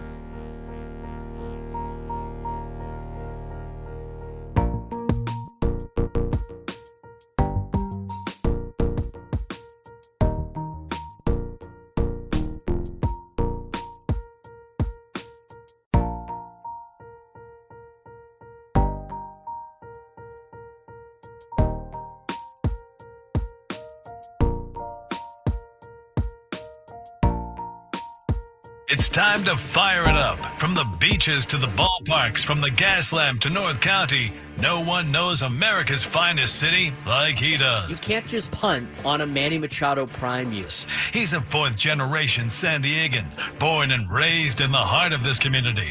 Passionate, opinionated, and always bringing you the real talk on your teams, your city, and everything in between. Braden totally knows his stuff. He's ready for the next step. That guy is good. Live and local, it's the Braden Surprenant Show. But I think Braden's one of the up-and-coming young stars in the media game in San Diego. Now, here's your host, Braden Surprenant. New lunchtime hour on the Fan is brought to you by the Craft Taco. Haha, it's a Friday. Bold flavors in Sorrento Valley and Balboa Park's Natural History Museum open late on Fridays for Nat at Night. We got to get you at one of those. Yeah, it wouldn't be too bad. We get you an appearance fee for that. Come to the Nat at Night. See Frank. Hey. I have a feeling I'll be going there on Sunday. You can give him a Craft Taco hat and have Frank hand out tacos. What a great idea. No, this is great. That's not This a is great great. idea. This is a great idea. I love this. That's not a great idea. This is awesome. It's what you pay 15-year-old kids under the table for. That's not. All right. Well, let's say it like that. Are you going to the Padre game tonight? I am not going to the Padre game tonight. Going to a high school football game tonight? No. Oh, man. What are you doing? Getting ready for San Diego FC tomorrow because I am going to that. You are going to that tomorrow. Yes, I am. We will be talking with Drake about that at 12:35. Did you go to the Cathedral Olympian game last night? No, I did not. I intended on going, but again, it was my mom's birthday yesterday. Oh, happy birthday. Yes. So we ended up having a family dinner kind of thing. Did you see Jacob's chat? No, I did not. Oh. Bro! I can't not laugh out loud every single time. I can't do it. My guy. Jacob in the chat. Come to Craft Taco. Frank might be there. Come see Frank's legs and natural casing. The bit that keeps on giving. It's good. It's funny. I mean, it's. And the thing is, and this is the best part, you laugh every single time. You don't not laugh. You look like you're PO'd, but you're not. You're secretly just like, I can't laugh. This is funny. I can't laugh at it, though. And then we complain about last segment. This is why right here. I can't wait for Nick. I'm telling you, dude, the Padres do well. The Padres do well this weekend. They're forgetting about the natural casing. I think that's the case. I wanted to wear flip-flops today, but I can't. You know what? Change the camera angle. No, because if I put the camera over there, then people are going to be staring at people while I'm working. You could I put don't it want to like do that. I used to put the camera on the little this thing on the mic. Maybe that angle doesn't show off your legs. Then it's gonna fall off. And I've never had it fall off. Well, that's good for you. Balance. Use the balance on the. Do you know how to balance things? Are you like one of those guys that can stack rocks at the beach, or no? Did you? I'm lucky enough that I could balance myself at the beach. Okay. I asked my DBs yesterday the $5 7-Eleven question that Ben asked. Yeah. Got a lot of interesting answers on that. Okay. Did you ever answer that question? No, I did not. What was $5 the at 7-Eleven? What are you getting? I don't even know if any of this stuff that people said is $5. I mean, what can you get at what can you get for $5 anywhere? I think if they're doing the brisk gum, if they're doing the brisk iced tea 2 for $4, I got that. All right. The better question is, and I understand where Ben was coming from, but essentially, like, what are you getting to drink at 7-Eleven, and then what are you getting to eat? Yeah, it might go over the $5, but you know what? Let's just say like $10. The brisk iced tea and honestly one of those grab and go Cheez-Its. I'm a Cheez-It guy. Grab and go Cheez-Its. What flavor of Cheez-It? Well, just the regular original Cheez-Its. Yeah. You're not mixing up with like the white cheddar? No. Or the why mess up something? Why try to spice up something that's already perfect? Cheez-Its are money. They're better than fantastic. cheese nips, which were not good. Cheese nips for me, especially when I was younger, it always took like 3 or 4 times of having them before it's like, okay, yeah, this taste is actually tolerable. Yeah, but it's like you're expecting a Cheez-It, and then it's like it's got this like slightly chemical flavor afterwards, which I know there's probably a lot of chemicals in the Cheez-Its itself. Yep. Cheez-Its is a good play for me when I need something salty on a plane ride. Yes. Buying the Cheez-Its is pretty money. All right, so you go with a pack of the Cheez-Its, regular ones. Yep. And what was the tea? The brisk iced tea. The brisk iced tea. Not bad. Most high school kids are like, they picked like Takis yesterday. It was like their food. Some kid was like, donuts. I'm like, donuts? Like which kind? Powdered donuts. He got ridiculed immediately. He got peer pressured into picking chocolate donuts. And I'm like, no, man, you gotta stick with your guns, dude. Get the powdered donuts. I think I can say this now because unless he's still doing it, which I don't think he is, statute of limitations might be already up on this. What do we one get of my ourselves into here? One of my teachers when I was in high school. Oh God. He was the Where's this going? No, he was the girls' soccer coach. Where is this going? Relax. He was the girls' soccer coach. And in order to raise money for the team, what he would do is he would buy packages of Takis and he would sell them to the students that knew about it until the loudmouth students got a hold of it and then just started yelling from across the campus, yo, what are you getting the Takis back? And he's like, I don't know what you're talking about, man. And then he had to stop doing it. The guy was flipping Takis. Yes. He was reselling. Yes. He Takis. was like the guys that hang outside the ballpark. Yeah, he was reselling Takis to fund like custom uniforms for the girls' soccer team. I mean, you know, you got your clientele. I mean, you have your target. Guy. Your target market is high school kids. They love Takis. Exactly. Might as well buy them in bulk and then flip them for a couple bucks each. Okay. I did not go to Helix. I went to Olympian. What else did they say? That was a lot of Sour Patch Kids. There was a fight about that too. Like, do you get the watermelon ones or like the actual kids? There's definitely a line in the sand there. I get the watermelon ones usually. I mean, I prefer probably chocolate candy over gummy candy. Not that I say I don't like gummy candy, but you know. Now, what I got was I would get and I said this on the roundtable yesterday.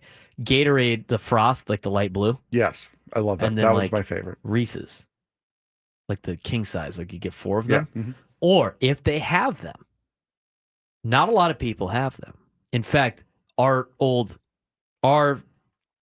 vendor 2 times ago, 2 or 3 times ago, like during pre-COVID, they would have these, and I got addicted to them during COVID. When I was the only one in here working, me, Paul, and Scraby, they had peanut butter Snickers. Those are devastating. Delightfully devastating. Those are hard to turn down. For me, it's the blue bag of Welch's fruit snacks, especially the orange ones. Specifically the blue bag? Yeah, because I don't like the all berry ones. Just the where you get all of them. Like there's the peach. The orange ones are my favorite. The blue bag of Welch's fruit snacks for me. That's I can't turn that down. So I have Reese's or peanut butter Snickers. Mm-hmm. Now, in terms of like what I have time to do after the show before football tonight, I might be making one of those runs. Okay, I might be making one of those runs. I might have to get a Gatorade and some Reese's to tie me over. There's a pizza place right up the street. There is. I have to go to the post office. I got 8 T-shirts I'm sending out today. Oh boy. Okay, those have all been paid for in terms of the shipping. So I got to send out 8 shirts at the post office and then head over to Cathedral. Now they're like post-school exercise of they're going to go to mass and then they're going to get their team meal and then I got to be there for the walkthrough at some point. I would like to watch the JV team play. So I got a very finite amount of time here. Mm-hmm. And I got to get up to Del Mar. So that will be my afternoon. 7-Eleven might be in play. I've had, as I heard Mark Schlereth say one time on sports talk radio like 8 years ago. I have had many a gas station meal. I have also had many a gas station meal. I don't know if I'd want to put one of those Takis in or taquitos or those hot dogs. I mean, when I was in high school, I could probably do that. But anyway, Reese's and a blue Gatorade was up my alley. It reminds me of when I played in a father-son golf league at Oaks North. I thought it was the coolest thing. On Sundays in the fall, you'd play golf in this like league with your dad. And we'd get paired up with my friend and his dad, some of my friends and their dads. We'd kind of switch all the time. And at the end, we'd participate in hole 19 I'd get a Butterfinger and a blue Powerade. I mean, a blue Gatorade. That was the beginning of the candy with the sugar drink for me. Now, underrated that I get a lot. Peanut butter M&Ms. I didn't say this yesterday. But if I'm at the airport and I need a snack on the plane, and when I'm on the airport, I'm not really making good choices. Is anybody really making good choices flying? No, if you're flying, you're most likely not making a good choice. As long as you're flying for vacation. Now, for the business people that are going to fly all the time, you probably can't do that, right? So if that's the case, peanut butter M&Ms, and I have to get a water because I don't know if my hotel room is going to have a water. I need water all the time. I need to have access to water all the time, and I'm stingy about my water. So I will get water at the airport, and then maybe if I feel like it, a soda or a Gatorade. But like I said, if it's just one snack, it's peanut butter M&Ms, which are better than Reese's Pieces, by the way. Way better. And then the other thing, if I'm extra hungry, is the cheese. I'm going the Cheez-It path with you. Yep. Yeah, Cheez-It path is good. For me, because of my peanut allergy, I've always kind of steered away from candy. You should probably stay away from me on plane rides. Yeah. I think like if we have to travel case. for a show for any reason, you're sitting way far away from me. Well, we're going to find out. Or I'm going to scarf down my Reese's or anything peanut butter before we interact. I don't know. Is there a new? Because I remember Kennedy had a very good sports bar in there. I don't know if they put any restaurants in Terminal 1. Have you gone into Terminal 1 yet? Have they opened new Terminal 1 yet? Yes. They have. I picked up my friend from the Southwest. They actually have. I know they were working. The last time I made an airport run, it was not open. Not the new part of Terminal 1. That's still close to being worked on, but there is that Terminal 1 entrance before Terminal 2. Like they're doing Southwest through Terminal 1 now. And all I know is the new terminal is going to have actual food that people really want to enjoy. Good. I heard Shake Shack's going in there. Are you biased towards Shake Shack from being from New York? I do like Shake Shack. I haven't had Shake Shack since the surgery, but yeah, Shake Shack plays. Shake Shack might be one of the best, if not the best burger. It's up there. Yes, it is. Adam Klug is hard pressed on Five Guys, and anything else is slander. I don't know the last time I went to Five Guys. I don't think I can have Five Guys. Oh, no, because they have peanuts everywhere. Yeah, they do. Yeah. They probably fry everything in peanut oil. Yeah, they do. Yeah. So, maybe. All right, now I'm hungry, and it's noon, and we did exactly what we do every single time. When we come back, there's a couple things we got to break down. We got to talk about what's at stake this weekend. We got to get you the high school football update as well. We got to get to that. We also got to get to Drake Hills this hour. If you want to make a phone call today, 833-288-0973, 833-288-0973. Lots to get to still as we are in the second half of our Friday show, leading you up to Gwen and Chris, setting us on Sports Station, 97.3, The Fan.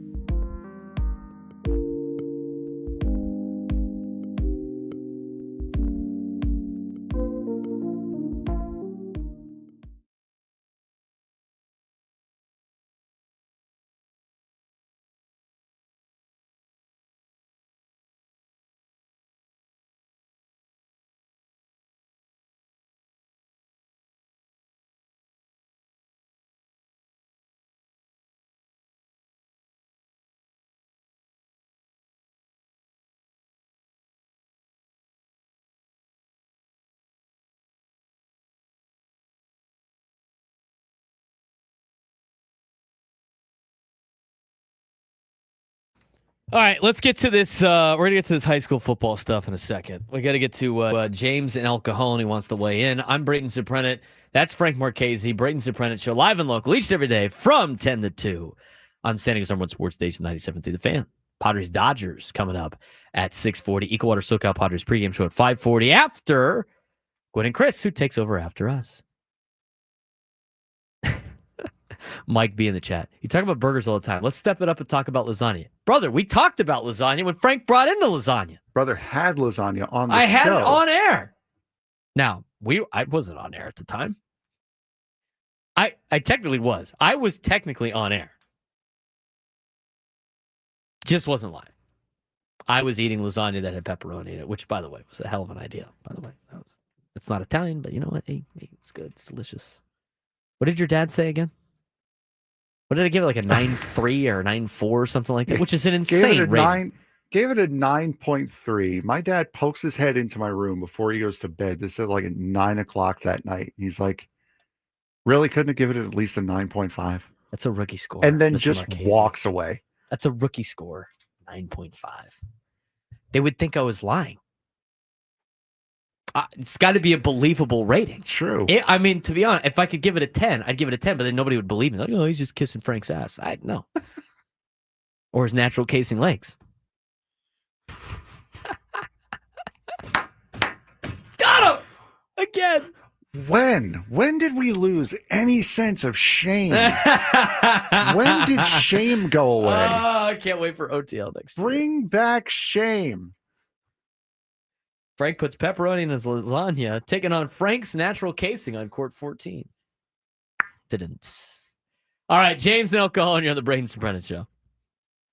Hey, guys. First time on the show. Very glad to be here.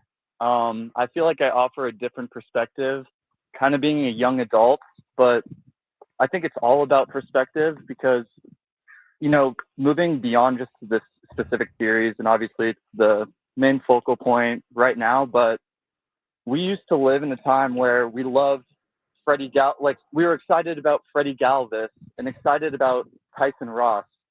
And now we have this, you know, the Luis Ariz issue is always talked about a lot, but we're 17, how many games above 500, and just a time to be appreciative.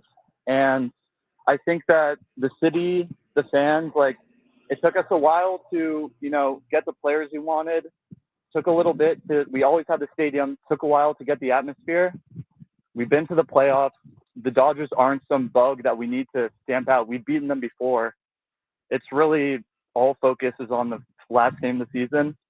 And I think fans need to appreciate that even in the regular season, like ups and downs, this team is 100%, 110% built to win the World Series everywhere. And we don't even have Michael King back. I'm just, no matter what happens, I'm just very, very confident in my guys. Well, I appreciate the phone call, James. Young adult, how young are we talking? 22. I just graduated from Syracuse. Oh, nice. Congratulations. Go Orange. Thank you. Yeah. Yep. Go say hi to Otto the Orange for me next time. Well, James, appreciate the phone call, man. I wanted to make sure. Young adult, I'm like, all right, hopefully he's not like in school. Pay attention in class. He's graduated now. He can call into the show. We appreciate the young callers. He gives, what's interesting about James's phone call is he actually gives an older perspective than a younger perspective, right? Because the younger audience has seen more good Padres baseball than said older audience that has not seen a lot of good Padres baseball. But what James brought up is what Ben Higgins brought up yesterday on the roundtable. And despite all these conversations, right? Luis Ariz, Ryan O'Hearn, should he be playing here? Should he be batting here? Should Ryan O'Hearn be playing every day? What do we do with the pitching staff? Yeah. Which has been the case for the last 2 or 3 weeks. The perspective is we are having these conversations. We are having these conversations. This is a market that for a long period of time, you got to August, you weren't even talking about this team. It wasn't even on anybody's radar. And I mentioned was that yesterday or maybe 2 days ago, where I said when I was in college, I'd have to go early, right, for football. And I'm there in August, and it's hotter than the sun, and I'm locked into, football and getting ready for the Big 12 season. And it's like sometimes our video office would have MLB on, and I'd be like, oh, the Padres are still playing right now? It's not October? Like, no, it's September. They play baseball in September? I mean, for the majority of my life, you forget that the Padres, you have to play baseball in September. You would tune out. It would be like, oh, they're out of it. 35 games back going into July. But that's what it used to be like. And I don't even have it as bad as everybody else. I mean, I'm only 30 years old. The Padres have been to a World Series in my lifetime. I was 3. But you know what? They've been to a World Series in my lifetime. And so I start from 95 on. There's been a lot more good years from 95 on than previous years in Padres history, especially for the people that have been watching this club for over 50 years. So from that perspective, yes, we're actually talking about this team right now. We're excited about a series against the Dodgers this week. We're excited that the Padres are a game out of first place. I mean, all of that is true. But the thing is you've gotten a taste now. You haven't gotten what you wanted, but you've gotten a taste of it. And you want more. You just got the taste. And now it's like, I want more. That's the best way to sum it up for Padres fans. This is why we have these conversations. You've been close. You made it to the NLCS in 2022. You knocked off the Dodgers in 2022. You've made the playoffs now. 3 out of the last 5 years, about to be 4 out of the last 6 years. San Diego's gotten a taste. But now they want the whole thing. And that's where these conversations come about. This is why you ask these questions. Because you know this might not be good enough to get the full thing, right? What was the thing in 2020 that Fernando said? We want the big cake. Well, these guys have had a taste of the cake, but they have not had the big cake yet. And that's what they want. And that's what Padres fans want. They have been given a taste. It's time to actually get the full thing. And so, even though, and I appreciate the phone call from James, and even though we have, we could say about all the good things, right? I mean, the Padres they're a game out of first place, and everything's great, and it's fine, and the season's good. And Mike Shildt said that in his interview with Ben and Woods. But the difference is, you can't have that attitude of what's wrong, everything's great, when you're trying to aspire to get the end result. Having a taste is fine. It's cool to have a taste sometimes. It's cool to experience it for a little bit. But it's better when you have it for real. It's better when you have it forever. That is what Padres fans are looking for. That's why we have these conversations. So a great perspective from James. We appreciate it. We will continue this conversation and talk high school football and talk more Padres Dodgers when we come back on the Braden Surprenant Show.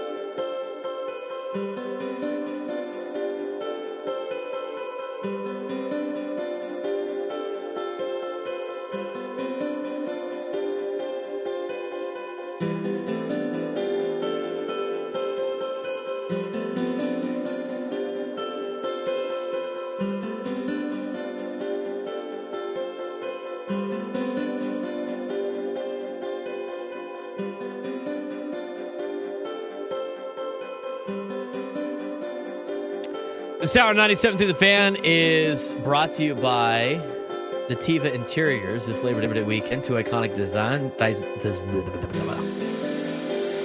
We'll try it. Go ahead. English are hard. But yes, foul on the read. He draws the foul. Stand up. Accountability. That's on me. This hour on 97 through the fan is brought to you by Nativa Interiors. This Labor Day weekend, 2 iconic design companies are joining forces for a warehouse sale. Join Nativa Interiors and Hold It Contemporary Home in Miramar for huge discounts on living, dining, bedroom, and outdoor furnishings. Call or text for more details at 619-215-6893. That's probably the best I've had on that read. That read's kind of difficult. Attaboy. Thank you. Yes, Scratch, we got the gear. Thank you very much. In fact, I have one of the other shirts here, too. There you go. There's the gear. And it is time to talk soccer with Drake Hills, who has called in to the show. 8-3. Oh, no, I don't need to say that. Drake Hills, who, by the way, where's the round of applause thing? Get it ready to go.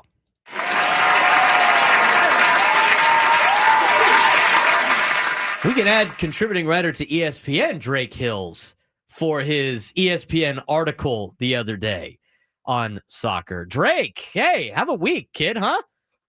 Hey, what perfect timing. How about that? Hey, thanks so much. Yeah, I mean, it's Leagues Cup, right? We've talked about it, and I know San Diego is no longer in the competition, but this is such an interesting tournament. A lot of opinions on it. Potentially some solutions on how to make it more relevant. But it's always good to get published and contribute to ESPN, the worldwide leader, as well. Drake Hills, who is a contributing writer for Black Players for Change. He also has helped out with the USA Today Network. He's been an MLS reporter and now published with ESPN, which is great. And a big congratulations again. Let's give a quick recap of or synopsis of the Leagues Cup as it obviously San Diego FC is no longer a part of it, but some of the things that you pointed out this week.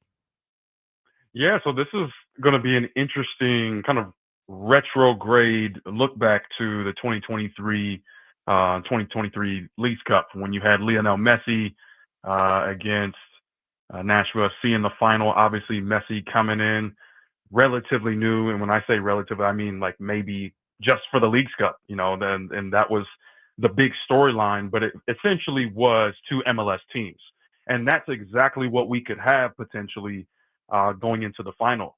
The semifinals are set. All 4 teams are from MLS. So I think that creates another question as to is there a parity in this competition, and is there, I guess, a duality of investment from both leagues, both Major League Soccer and Liga MX. Major League Soccer, clearly the teams that have been put on the field have more or less been first-team choice, whereas Liga MX, sometimes you see guys that you wouldn't necessarily see in Liga MX competition. So, and that's actually something that you could find in the story. A couple of GMs who spoke to me on background talking about the question as to how could we better make this competition and how could we incentivize our neighbors in the South to put their first teams on the field. So you've got Seattle Sounders that's going through. They're going to face LA Galaxy. And on the other side of the bracket, you've got a all Florida matchup, Orlando City against Inter Miami. So you could see Inter Miami back in the final, but also Orlando City is pretty strong. Then LA Galaxy could potentially redeem a pretty abysmal season in MLS play with a potential Leagues Cup berth. San Diego FC, on the other hand, has already played a couple of games back on the MLS schedule. They beat Sporting Kansas City 2-0. Then they beat San Jose 2-1. They're back in action again tomorrow. But here in the final couple of 2 months of the season, really month and a half, San Diego FC has now placed themselves not only the top of the Western Conference, but the top of the standings, tied with FC Cincinnati. Drake, what's been the biggest key for them since the Leagues Cup? Yeah, ultimately, it's about getting those wins on the road. We talked about, obviously, Kansas City could have been a trap game. You were able to take care of business there. You go up to San Jose, you do the same thing. That is exactly how a Supporter Shield winning team gets the job done. You have some teams that just run away with the gauntlet. I'm thinking New England Revolution back in 2021. I'm thinking, obviously, Inter Miami when they won the Supporter Shield. We'll see. You've got San Diego FC. You've got FC Cincinnati. You've got Philadelphia Union. Potentially even a Nashville FC creeping in towards the back end. We've talked about LAFC using their games in hand to climb up the table. So I think that this is an incredible proof of how exactly and a playoff team is not a playoff team, but an expansion team as well. I'm thinking back to LAFC in 2018 when they came into the league. Star power, Carlos Vela, Diego Rossi, a star-studded team, especially up front. I think that with San Diego FC, with the games that they have coming up, obviously Portland is no slouch. They're sixth in the table, so they're not a team to slouch at. But at the same time, this is a team that you could truly believe could win the Supporter Shield and make some history. We're talking with Drake Hills, who is a contributing writer for Black Players for Change, giving us the soccer 101 that we talk about each and every Friday. Sounds like we're getting close to clinching time for San Diego FC in terms of making the postseason. I mean, obviously, that's a first goal for an expansion team. San Diego FC near the top of the Western Conference standings would obviously like to be as close to a higher seed as possible, but sounds like there might be just a game away, Drake. Yeah, you're absolutely right. I mean, it was interesting going into last weekend. Obviously, San Diego took care of business, but at this point in the season, you still need a whole lot of help. So yes, you get the win at San Jose, but you also needed help from New England to beat LAFC, and you needed help from Atlanta to beat Colorado. You needed Vancouver to beat Houston. I think you're going to continue to see that over the next couple of weeks. But the reality is that when you look at the table, obviously you can't forget about. I know we've talked about Vancouver before. You can't forget about them. Minnesota is still there. Both of those teams are in 5 and 6 points away. And you still, if you're San Diego, you still have 7 games to play. So you're thinking out of those 6 games, that's 18 points. There's still a lot of points on the table. But yeah, I mean, if you see a team like Colorado, Austin, San Jose, even teams that are outside the playoff picture, if you could eliminate them from contention like FC Dallas, Houston Dynamo, that are at 29 points apiece, if you can eliminate them from playoff contention in the next 3 or 4 weeks, that is what would even bolster not only just playoff push and getting a number 1 seed, but the Supporter Shield position as well. Portland Timbers come to town tomorrow to take on San Diego FC. What do they bring in terms of a challenge for San Diego FC? Well, Portland has it's been a tough stretch for them, admittedly. I think that they kind of got roughed up in Leagues Cup. They had a really hard-fought win against Querétaro, and then you're unable to. You do lose the last game against Club America, but you would think that coming out of the tournament that would be a good thing, but unfortunately, they've lost their last 2. They dropped 1 to FC Dallas. We talked about them being outside of the playoff picture currently. They lost 2-0 to that. And then you go up against a very strong FC Cincinnati team down 3-2. So if you're San Diego, you're looking at a team that is hungry, that hasn't really had the best start coming out of Leagues Cup, and particularly you have a couple of guys that you want to look out for. Anthony up front is one. David DaCosta is another. Jonathan Rodriguez. Those are some of the guys that going to create things. Ariel Lassiter is an MLS veteran as well.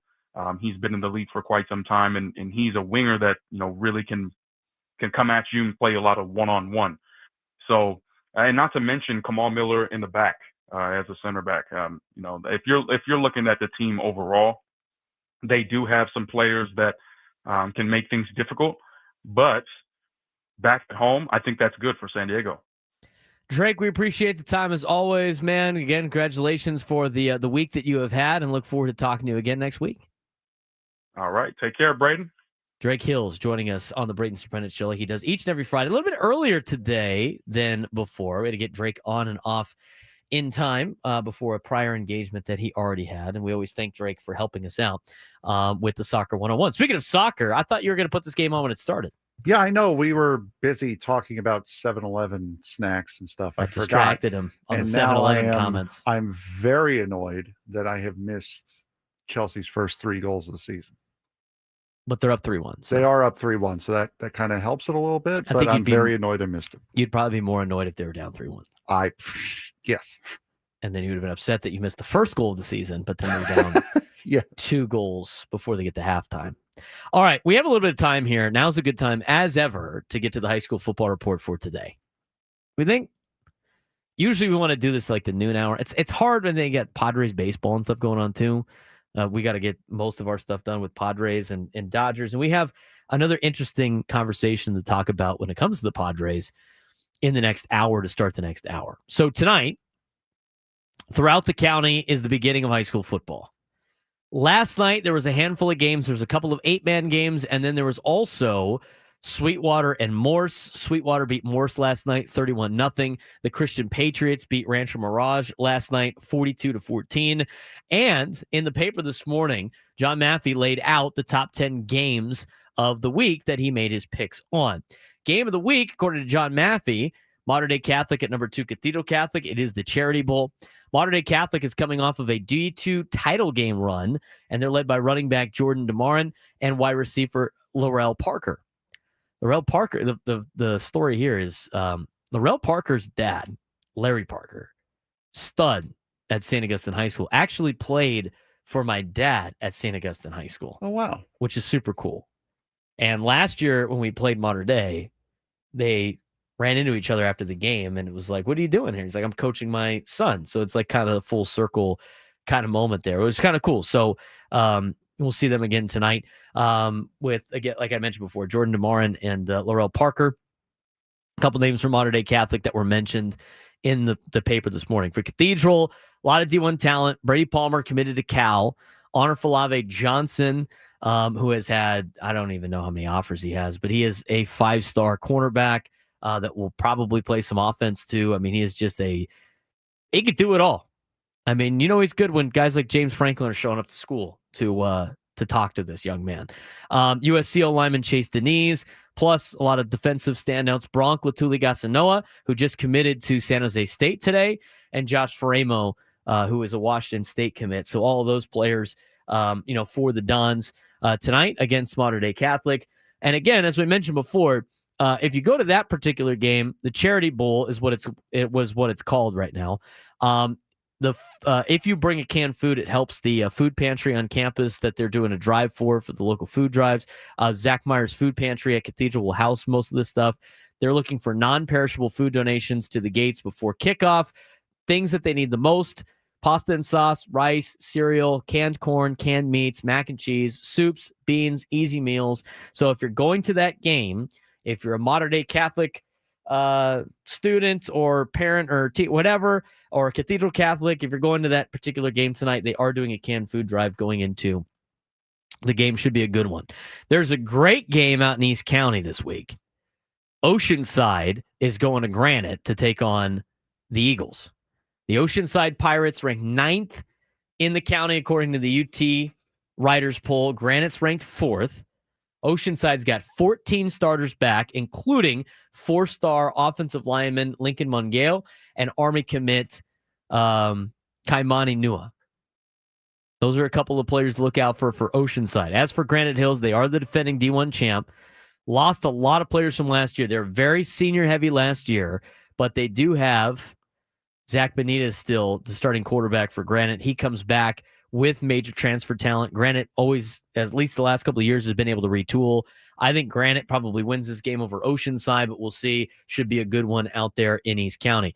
Another heavyweight battle. I think two teams that are closer in match: Mount Miguel, San Marcos. That will be at San Marcos tonight at 7:30. Mount Miguel, loaded offensive line, multiple D1 commits at receiver: AJ Logan, Paris Vernon, and of course, one of the top recruits in all of this year's class, a 5-star receiver that is committed to Texas A&M, Brandon Arrington. So you have a couple of 5-stars playing tonight in San Diego County. So if you want to get out to a high school game, you can go watch some really highly talented players. Brandon Arrington for the Mount McGill Matadors will be going against San Marcos tonight at 7:30. San Marcos has Crete McKeely as their starting quarterback. Zamar Reese playing running back at DB, lead the team that went 11-2 last season. We'll see if San Marcos can keep up the season they had last year. So it should be a good one between Mount McGill and San Marcos. I think that's a really good matchup. You have kind of a traditional matchup of two old school powerhouses in the Helix Highlanders and El Camino. That game will start at 7:15 up in the Oceanside area at El Camino High School. New quarterback, Caden Thompson, takes over at Helix. El Camino's versatility might be a little bit too much for the Highlanders, but the Highlanders come in at number 10 in the county. We'll see how they do against El Camino tonight. St. Augustine at La Costa Canyon should be a good one. LCC, I think, is going to be the best team in North County.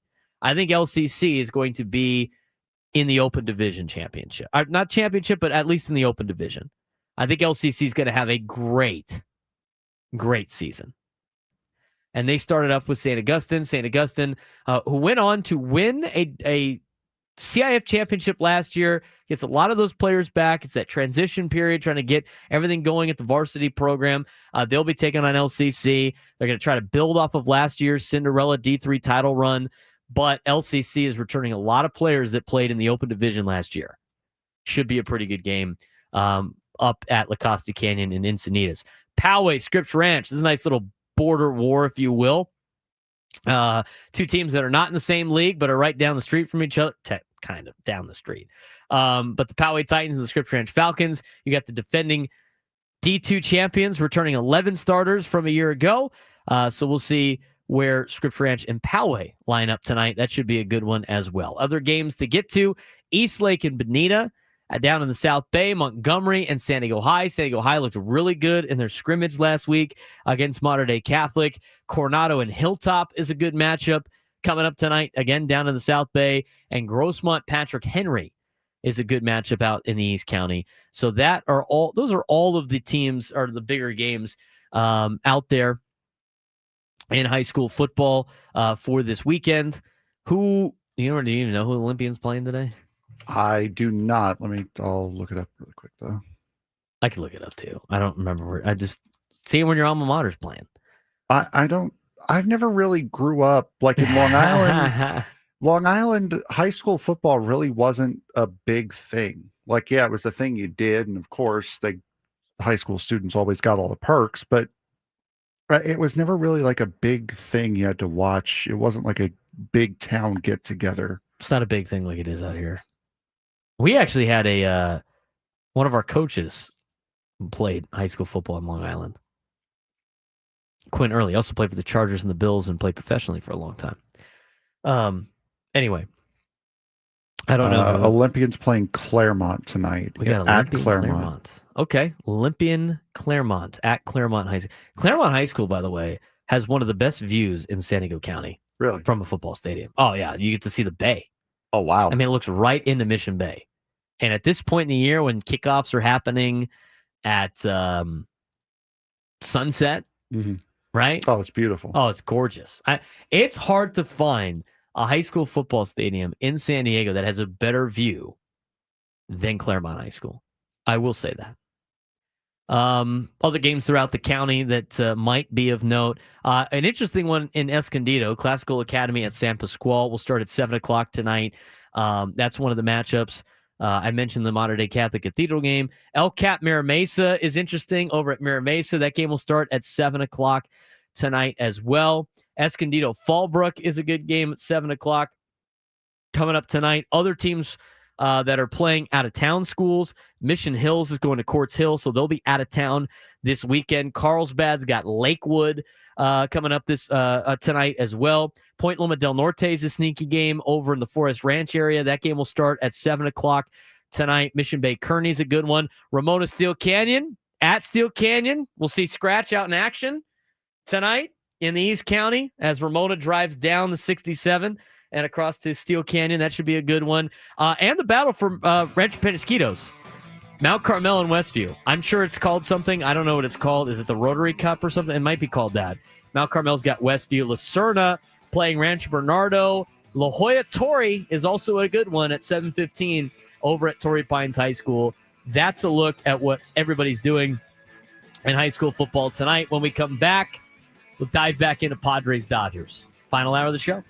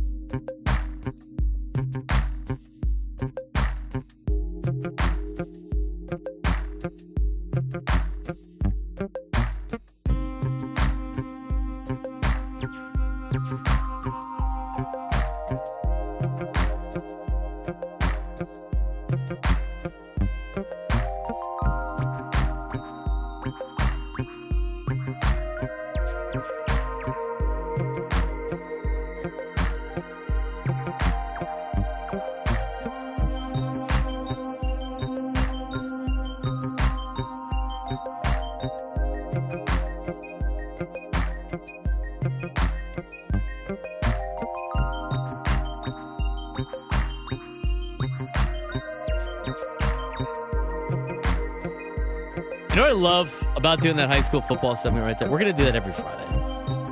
What time do you want to do that on for Fridays?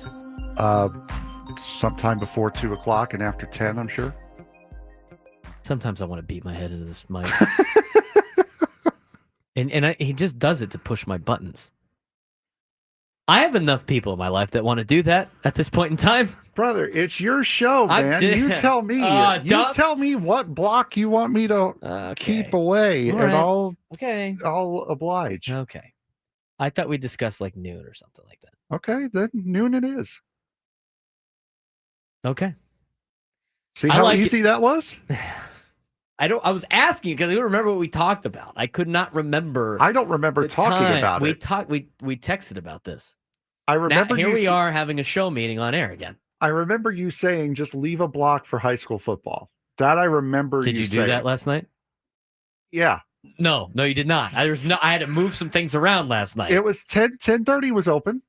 I'm not doing high school football at 10:30. Well, you moved the block around. I left an block open. So there you go. Gotta be more specific next time, I guess. Exactly. All right, noon block, Fridays. We'll get you your high school report. What I loved about it is all these people in the chat are like, hey, I live close to so-and-so school. I should go watch the game. You should. Let's support the high school kids. They do a great job. They work hard. Good luck to everybody out there playing games. I know we have a lot of high school football parents in the chat as well. M. McKee is obviously getting excited for the Rancho Bernardo Lucerna game. I know Nate Taylor in the chat has a son that plays for Rancho Bernardo as well, led by Eric Weddle. RB's going to have a good year. Rancho Bernardo's going to have a good year. So, from that perspective, if you have the opportunity to go to a high school football game, we encourage you to do it. Missed out on Padres tickets? Watch it on your phone. Go to the game. Go to some high school games. And as Rod said in the chat, you better be wearing the Padres brown and gold underneath your high school colors. And it stinks for RB fans because they're the bad side of blue. But you know what? It is what it is. Anyway, Frank's watching Chelsea play soccer right now. He feels good. They're up 3-1. Yes, halftime. So we're asking how many. I was like, how many games do they play? Is this the second game? And then he was like, well, Inter Milan starts whatever. Inter Milan starts on Monday. I got to find a Serie A team to root for. As long as it's not Milan or Juventus, that'll make me want to literally put your head through the mic. Then no, you're fine. I have a Juventus jersey when I was a kid. I got gifted that one time. I couldn't say I've ever watched them play though. Don't watch them play. No. Okay. Maybe I should find a Sicilian team. They probably won't be very There good are then. a couple. There are a couple Sicilian teams. Palermo is one of them. Palermo. They're in City B right now. I'd rather watch a Serie A team. Yeah, no, I know. I've been to a lot of the cities that have Serie A teams now. Cagliari, Sardinia. I'll find you a good one. Maybe we should do an eliminator game. There you go. Or find a Serie A team. Not bad. You'd have to tell me how they do. I'd just check the stand. I'd just add it on my apps, I guess. There you go. Anyway, 833-288-0973, 833-288-0973. Everybody in the chat talking about the high school teams that are blue that they can't wear the colors of tonight. Claremont is like that light blue. You can wear like the baby blue, Sid. Like for Granite. Like for me, I went to San Ysidro my freshman year. They have baby blue. They're playing Calexico tonight. Right. Yeah, no Navy tonight, Sid. You can wear the Lumbee blue out there at Granite. I don't have that problem. It's red and gold. So the best, the people that have it the best tonight, Francis Parker and El Camino, because they both wear brown and gold. El Camino Wildcats already look like the San Diego Padres with their uniforms and stuff. So the El Camino fans are set. Everybody else, sorry about it. Better wear the Padres brown and gold underneath. Anyway, want to get back to your phone calls, 833-288-0973, 833-288-0973. Let's get out to Matt in Santee. Matt, you're on the Braden Surprenant Show. What's going on? Hey, brother. Hey, I have two things for you. My go-to 7-Eleven is Reese's Peanut Butter Cups and Slurpee. Nice. Hey, pretty close on par. What flavor's Slurpee, my guy? Cherry. Cherry. Do you ever mix it with a Coke, a little cherry Coke one, or no? Is that too aggressive? Well, every once in a while, but pretty much just cherry. Okay. Gotta go cherry. That's a good call right then there. My thing about the Padres and the lineup. So who do you think has the final say on the lineup? going back to Moneyball? Is it Shildt or is it come from the upstairs? I think with this dynamic, it is Shildt, but I don't know. I mean, that's just they converse it amongst themselves, Matt. And I appreciate the phone call, man. I think Shildt does have the final say. Jack's Mellow in the chat. Straight cherry is wild. No, that'd be wild cherry. Duh. 833-288-0973. 833-288-0973. Local Padres fan and probably getting excited for Kansas State football tomorrow. Our resident Big 12 fan, Ron in La Mesa. What's going on, Ron? Well, you got to get geared up for Farmageddon in Dublin, right? That's right. I mean, Farmageddon in Dublin. Are you going to knock down some Guinness or something like that? Or maybe a black and tan? You're going to eat some Irish food? If I didn't have to deal with Dodger fans for the next 3 nights, I would be right there. I'm just going to get up, enjoy a cup of coffee, and watch the Wildcats just bury the Cyclones. I'll take the 3.5 also, Braden. It's going to be an interesting game. I, believe it or not, am not real sure what I'm going to see out of K-State this year. Yes, we got Avery Johnson. Yes, we got Dylan Edwards running back. They've got a couple of hot shot receivers with Brown, the sophomore. But they got a couple guys they brought in that, I'm just not sure. But one thing I am sure about is that defense is going to be pretty solid this year. So we'll go with that. And Braden, as far as the Padre lineup, I don't give a damn as long as we're winning. So there we go, buddy. Have a great year, and I'll either be sobbing at you Monday or not calling at all. All right. Well, hopefully, Ron, you get a K-State victory on Saturday, and you get a Padres 2 out of 3, or maybe a Padres sweep. That'd be great. I just know that here was the deal, right? When it comes to the Big 12. The Big 12 right now has the best quarterbacks in all of college football this year. They have the most loaded quarterback group out of all of college football. I mean, every quarterback in the Big 12 is legit. They're all legit. Even, as much as it pains me to say, Sawyer Robertson at Baylor. For the one Baylor fan that's in it. That disgusts me. That's a foul on David Vu for even being in there. He draws the foul. As a Baylor alum myself. Ugh.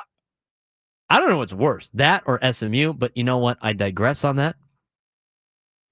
Big 12 football is fun. It's going to be fun. Tim in La Mesa, you're on the Braden Surprenant Show. What's going on, Tim? Braden, I'm driving around trying to find a golf course to get on. Very frustrated, so I figured I'd call. Hey, you know what? We're here for you, brother. If you got to get some stuff off your chest, I'll listen. No, you know what? This is a weird call, and honestly, it's for Frank. So I've been listening to you guys now for a while, and I need a little bit of explanation because I hear a little bit of accent, and I hear him talk about the Mets, my wife's team, but then he's just talking about where he did senior year in San Diego. So I'm super confused, and I'm just requesting a bit of a background story so that I can set myself here because I have no idea what's going on. What is happening with Frank Marchese? That is the best call we've had all week. Frank, would you like to tell us your entire life story, please? Tim would love to know why you talk like you're from New York, yet you're an Olympian Eagle. This is great. I love this. Hold on. Where is he going? Oh, no. Here we go. Oh, no. No, we're doing the therapy thing again. Oh God, here we go. All right, so look what you guys have done. He's not even wearing shorts. Is he wearing shorts today? I am wearing shorts today. Yes. Oh, you're gonna get Armand all excited. So I was born. Hang on a second. Hang on. The context of this. Tim is so frustrated, he can't walk on any golf course right now that he decides to call the Braden Surprenant Show to figure out how in the world Frank Marchese sounds like he's from New York, but went to Olympian High School. Go ahead, Frank. Tell us. So I was born in New York. We moved here. My dad got a job out here when I was 13. So moved out here when I was 13. Then went through school here, went through middle school, went to Ocean View Hills, went to San Ysidro my freshman year, went to Olympian High, sophomore through senior year, graduated from Olympian High in 2011. Then back in 2019, moved back to New York, Middle of 2021, moved back here, and I've been back here ever since. The therapy stance is so funny. Yeah, If anybody so- like driving around listening, like Tim doesn't get to see this. Tim, I gotta tell you, man. I know you're on hold right now, but Tim, I gotta tell you, when you get to your destination, I want you to pull up YouTube and I want you to see what Frank has done. Yeah, we're on the couch right now. He is on the couch. You're on the therapy couch. Legs are up. He is being talked to like a therapist. The therapy chair stance, as Michelle pointed out. LOL. It's great. Michelle also had to say, if I was frustrated with the tea time, I'd also take it out on Frank. Go Aztecs. Talk to us about walking 10 miles to school, too. Was it uphill both ways? Yes, as a matter of fact. Are we sure that Frank isn't an Italian vampire? Also being asked. Why would I? Well, okay. It's why would you guys consider me a vampire? I don't know, but a lot of people do not know where your shorts end or your legs begin right now, apparently. So take that for what it's worth. If you have to go to the beach this weekend, get it done. It's the Italian heritage, but you didn't get the Italian no, it's my mother's tan. Irish skin. Ah, that's my mother's side. You have the Irish and the Italians. Yeah, and you got the fair Irish skin. Yep. Oh, of all the things I could have gotten, I know. You could have had what are the Irish good at? I didn't get the corned beef and cabbage though. That was one thing I missed out on, which I'm happy about. You don't like corned beef and cabbage? No. Why not? Because people are calling you a vampire. I have a sense of smell. Oh, God. Okay. At least you got the Italian cuisine. Yes, exactly. Have you ever heard that from Sebastian Maniscalco? Yes. Let's have the Italians cater the Passover meal. Yes. Because his wife's Jewish and stuff like that. He's hilarious. Let's let the Italians cater all the meals. Blaming mom on the therapy chair. Wow. Isn't that what most people do with therapy? No, blame their parents? No shame. Where's the shame? I'm going to ask you the same question you asked us. Where is the shame? There's a lot of shame here. We don't have enough show left this month to go through all the shame. Okay. We're moving on to Clay. Clay, please save us. Get back to a sports show. Clay, what's going on? Hey, nothing but positive vibes, my man. Nothing but positive vibes. Clay's vibing on a Friday, man. Wait. Yeah, it's Friday. It was great to hear Skyler's perspective for, week 0 of college football, so we know we're getting close. Hey, that's queen of Sayan's college gonna be football, playing Skyler, to you, Clay. Yep. And then Sayan's going to be playing for Ohio State, come the 7th. Yeah, it's still a little ways away, but hey. Clay, how do you hardly feel about that, by the way? You got a San Diego kid playing for your Buckeyes. That's kind of cool. I think that's great. I mean, I just think that's awesome. And if you think back in the day, Braden, maybe you weren't around, but a San Diego State alum was quarterback for my Buckeyes back in the day too. Right. Right. What I mean, so hey, we're all good out here in San Diego, but I'm going to tell you this. I'm going to say that Flacco's going for Cleveland, so I'm already happy about that. He's already been named as the starter. And then you got Sayan playing for Ohio State. And then tonight we take on the Dodgers, and we got Yu Darvish, who's bouncing back, looking good. Well, Clay, you might be the most positive Cleveland Browns San Diego Padres fan we have ever talked to. I mean, this is great. I love it. Vibing on a Friday, taking Clay's vibes. You know what? He's doing, I think, his best Brandon in Carlsbad impersonation. What do you think? I would say so. Pretty solid. Yeah. I'm fired up now, Clay. I wasn't about an hour ago. I am now. I'm excited. I'm ready to go. We got high school football on tonight. We got Padres baseball against the Dodgers. I mean, the fact that he could be excited about Joe Flacco, I mean, the guy is a positive man. He's excited about Joe Flacco. How about this? Does Clay... I love Clay, dude. So I don't want to dog Clay. Does Clay think it's like 2010? He was super excited about Yu Darvish on the hill and Joe Flacco under center. What year is it? Seriously. I mean, I love Yu Darvish. I think he does. I love him being part of the Padres and everything. I mean, but he's not the same as he was like a handful of years ago. What year is it? Did we go back in time? What Yu Darvish and Joe Flacco are we talking about? I love it, dude. I love the positivity. That's great. I'm excited to watch. That's not till week 1, but Julian saying Ohio State, his first game in college as the start of the Buckeyes, is going against Arch Manning. That's a pretty big deal right there. Love all the shout outs to your local high schools too. Vista High represent, Steel Canyon represent. We already had a Helix, and then we had one who went to El Camino talking smack to the Helix guy about the game tonight. Love all that. Let's talk about the big rivalry in town tonight. Padres Dodgers when we come back.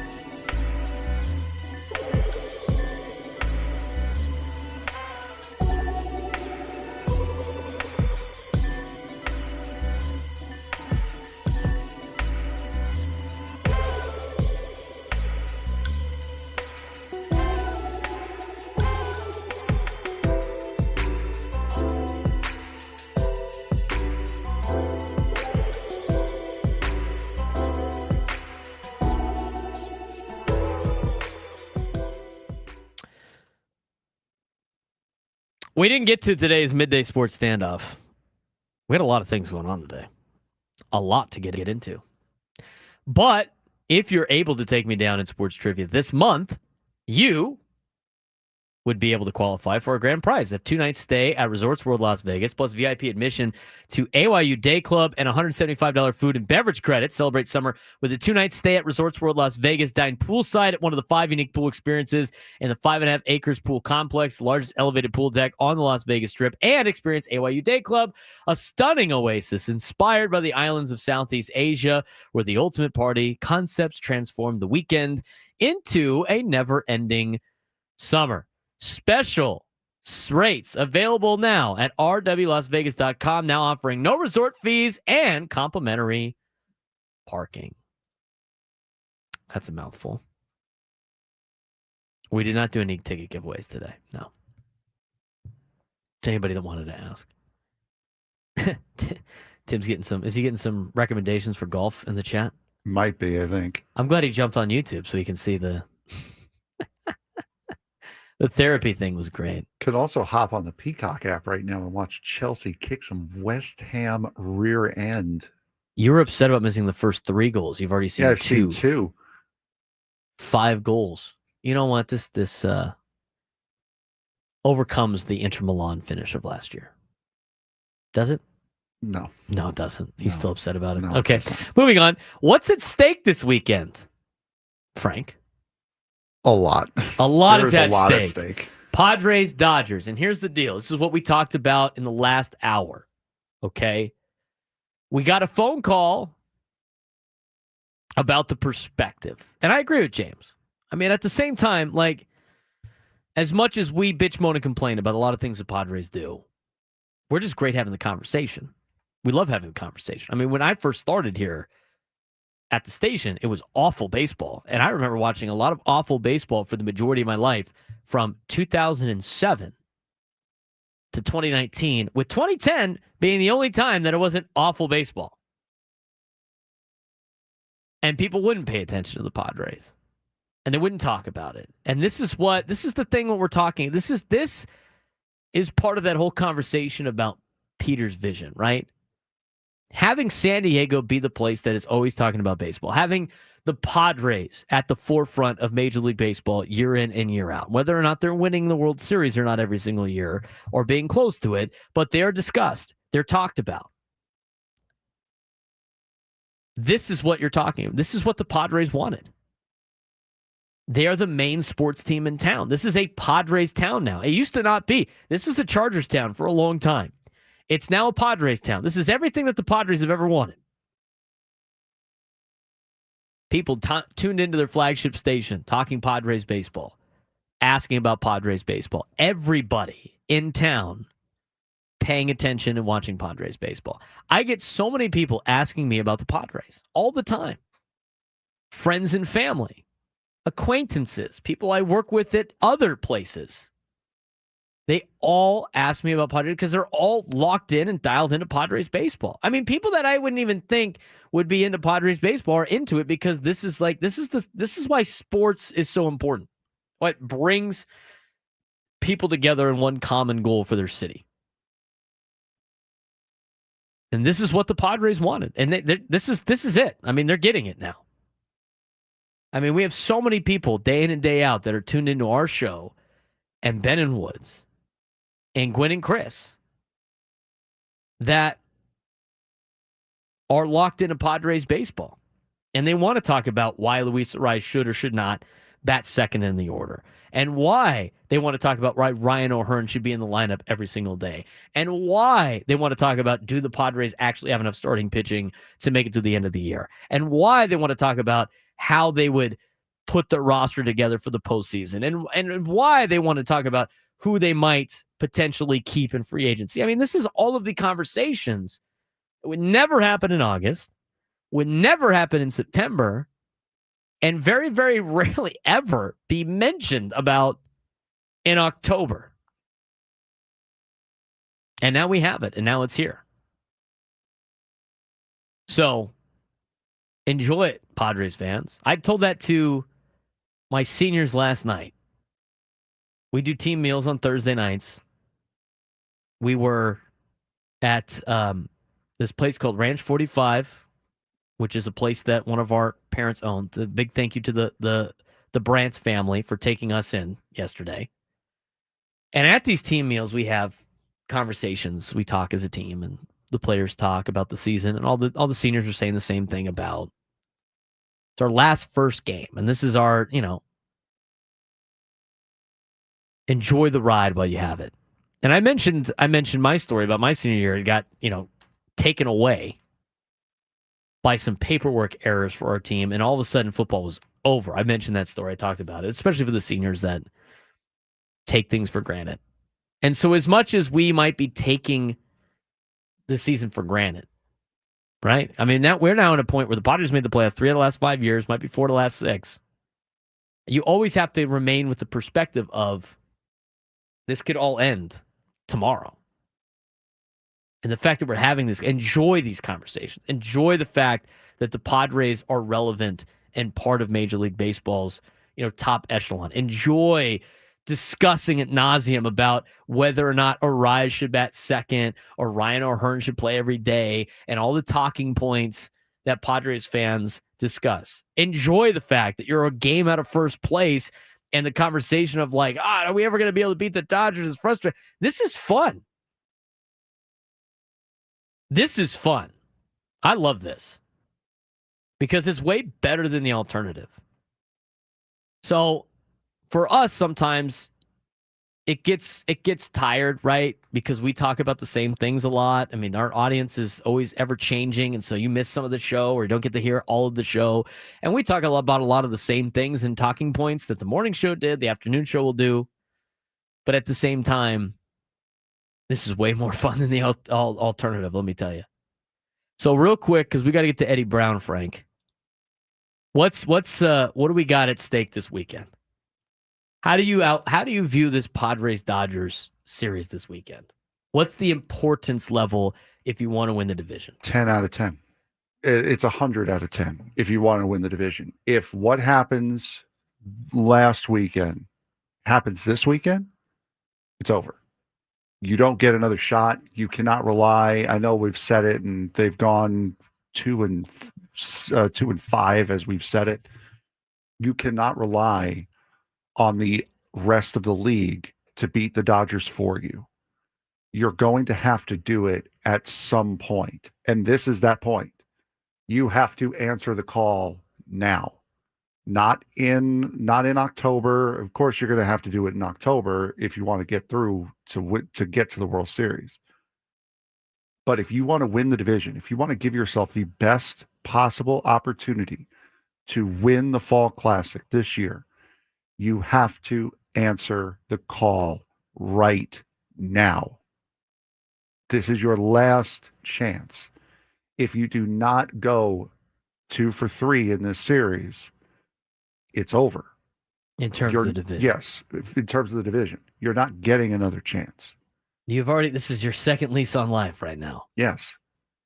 And then I think the mindset has to change. I think they have understood that. I think you heard that a little bit in the post game yesterday as they start to talk about the Dodgers.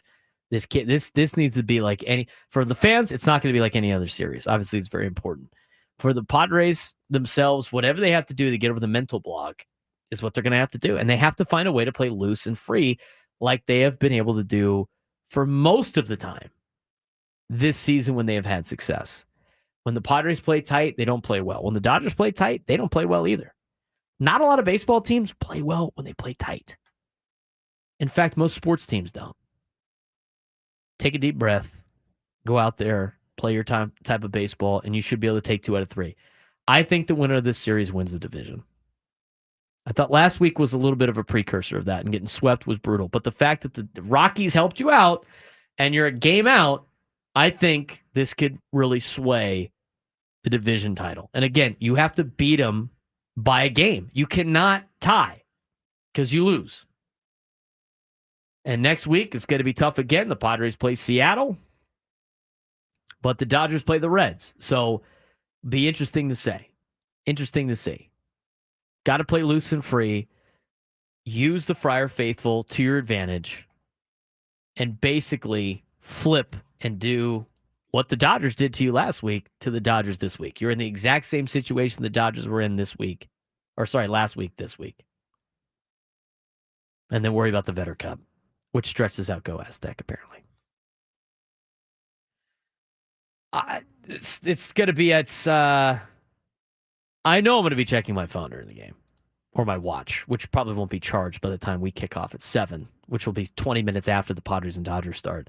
And we will not have, at least at Granite Hills last year for the playoff game for the Padres, they had it on TV, so it was like peaking throughout the game on the TV down there. I don't necessarily know if I have that luxury this time, so I'm going to have to be like checking my watch and checking other things, but hopefully the Padres can take care of business tonight. We got one final segment left. We're going to be joined by Eddie Brown. We're going to talk some fantasy football with you, and then we're going to finish up the show talking more Padres Dodgers. And that'll do it for our week. Gwen and Chris will be coming up next. San Diego's #1 sports station, 97 to the Fan.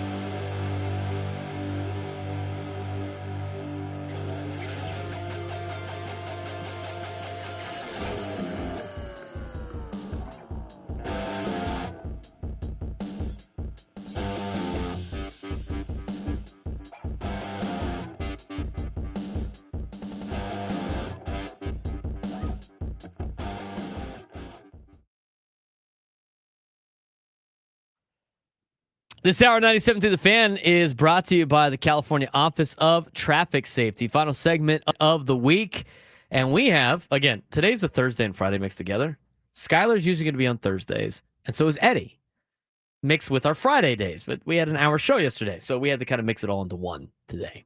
Talked a lot of Padres and Dodgers today. We're going to continue that when we're done with our next guest, Eddie Brown, who is our fantasy football guru. He writes for the Union Tribune, has a lot of great stuff in there about fantasy sports and the NFL draft. He joins us on the Braden Surprenant Show. Eddie, what's going on? Happy Friday to you. Hey, Braden. Happy Friday. So last week we talked some draft strategies, but not too much as everybody gets ready for the fantasy football draft. And so we have a couple more big questions in terms of draft strategy again today. But I wanted to start with something I kind of teased last week on the evaluation of rookies. And you obviously spent a big time with the draft, filling out mock drafts and where everybody's going to go in the NFL draft. But from a fantasy perspective, who are some rookies that might be worth a target at some point during this year's fantasy football draft? Well, actually, you know what? Some breaking news with Brian Robinson getting traded to the Niners. That kind of opens up a slot in Washington for Ja'Cory Krosky-Merritt. Somebody I really liked coming out of Arizona. He only played like a game for the Wildcats because there were some eligibility concerns, I think. But I loved him in New Mexico. Got to watch a couple of games worth of tape at New Mexico. Loved him in New Mexico. And I think he really shined during the draft process. He didn't get a chance to play last season much, but he was the MVP of the East-West Shrine Bowl, and he had a big day for the Big 12 Pro Day.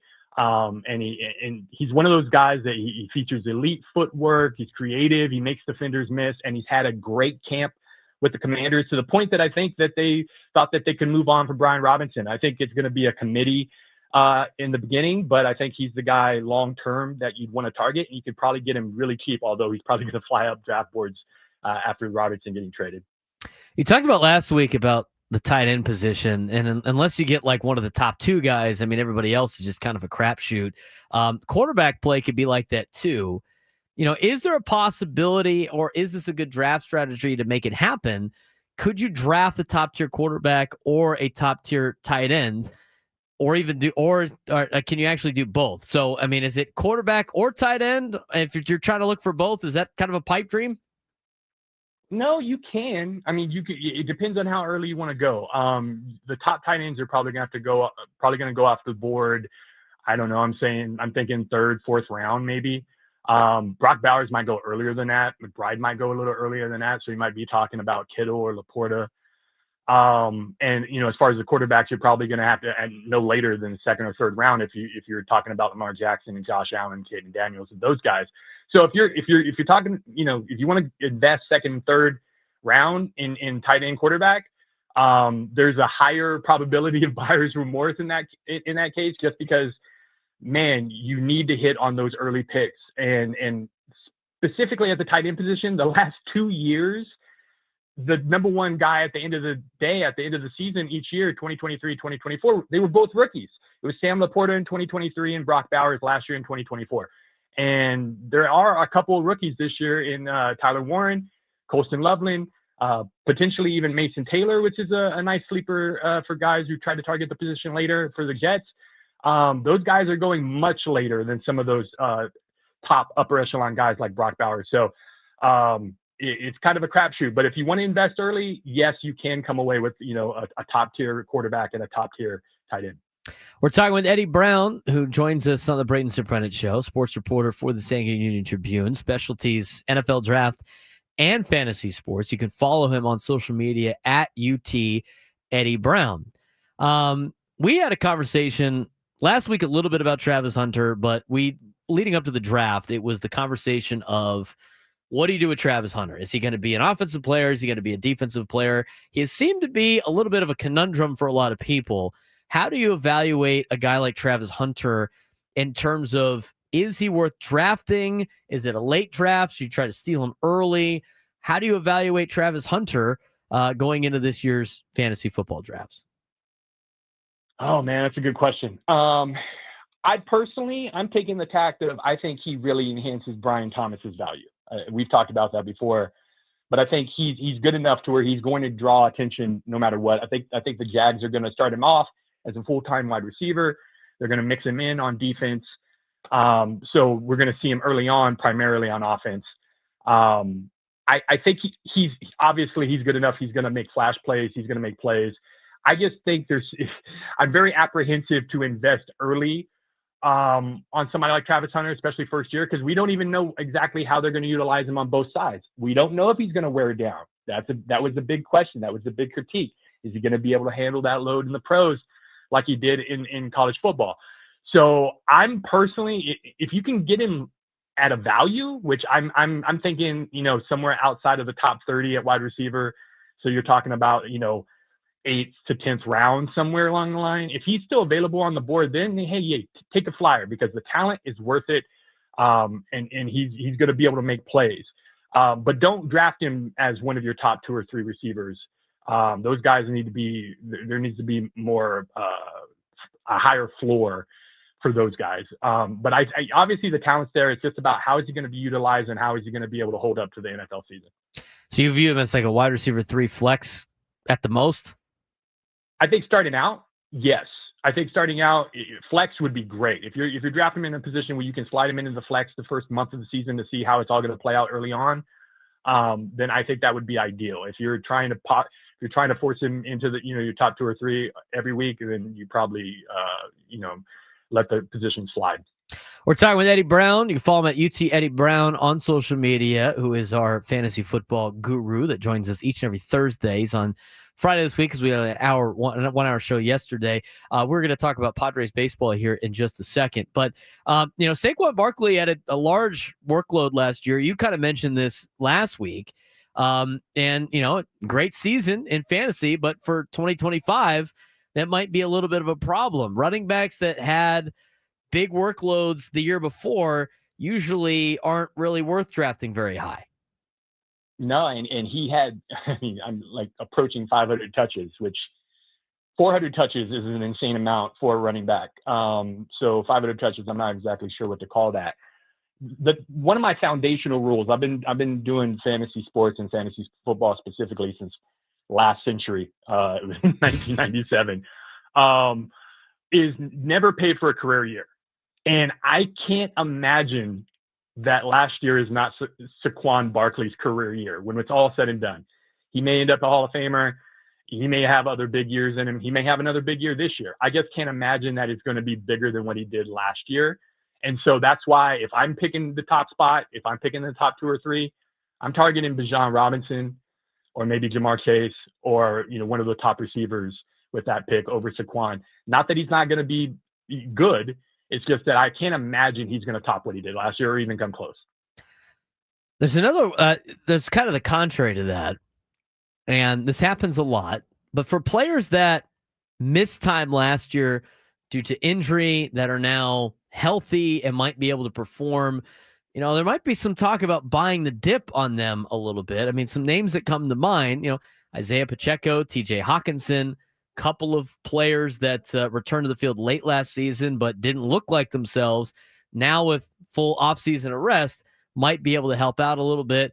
Do you advise maybe buying the dip on some players from a year ago? Definitely. I mean, you have to, and those are the guys you have to follow during camp. You got to see where they are health-wise.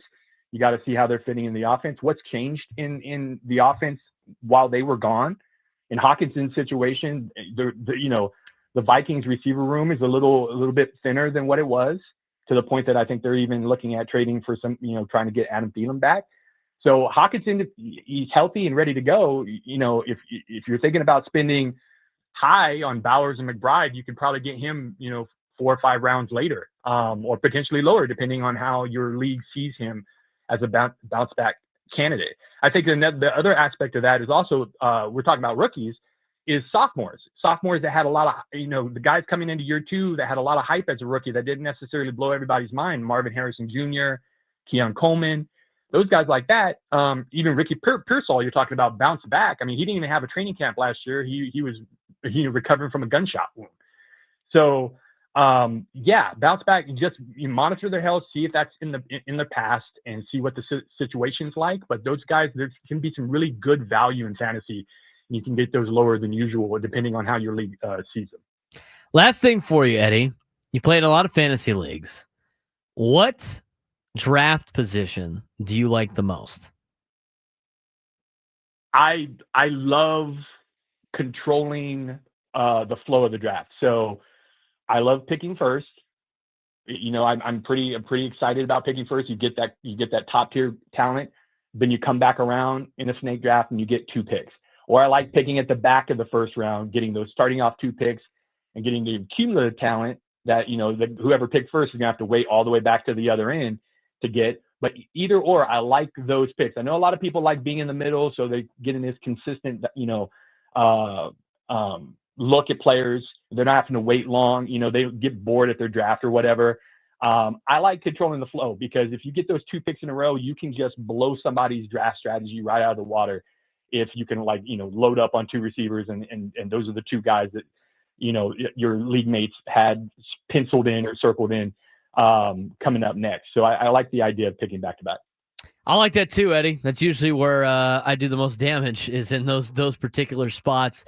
Eddie, thanks again for joining us. As always, we will talk to you again next Thursday. Next Thursday is our work draft, so I got to get locked in with you next week before to try to up my case in this fantasy draft.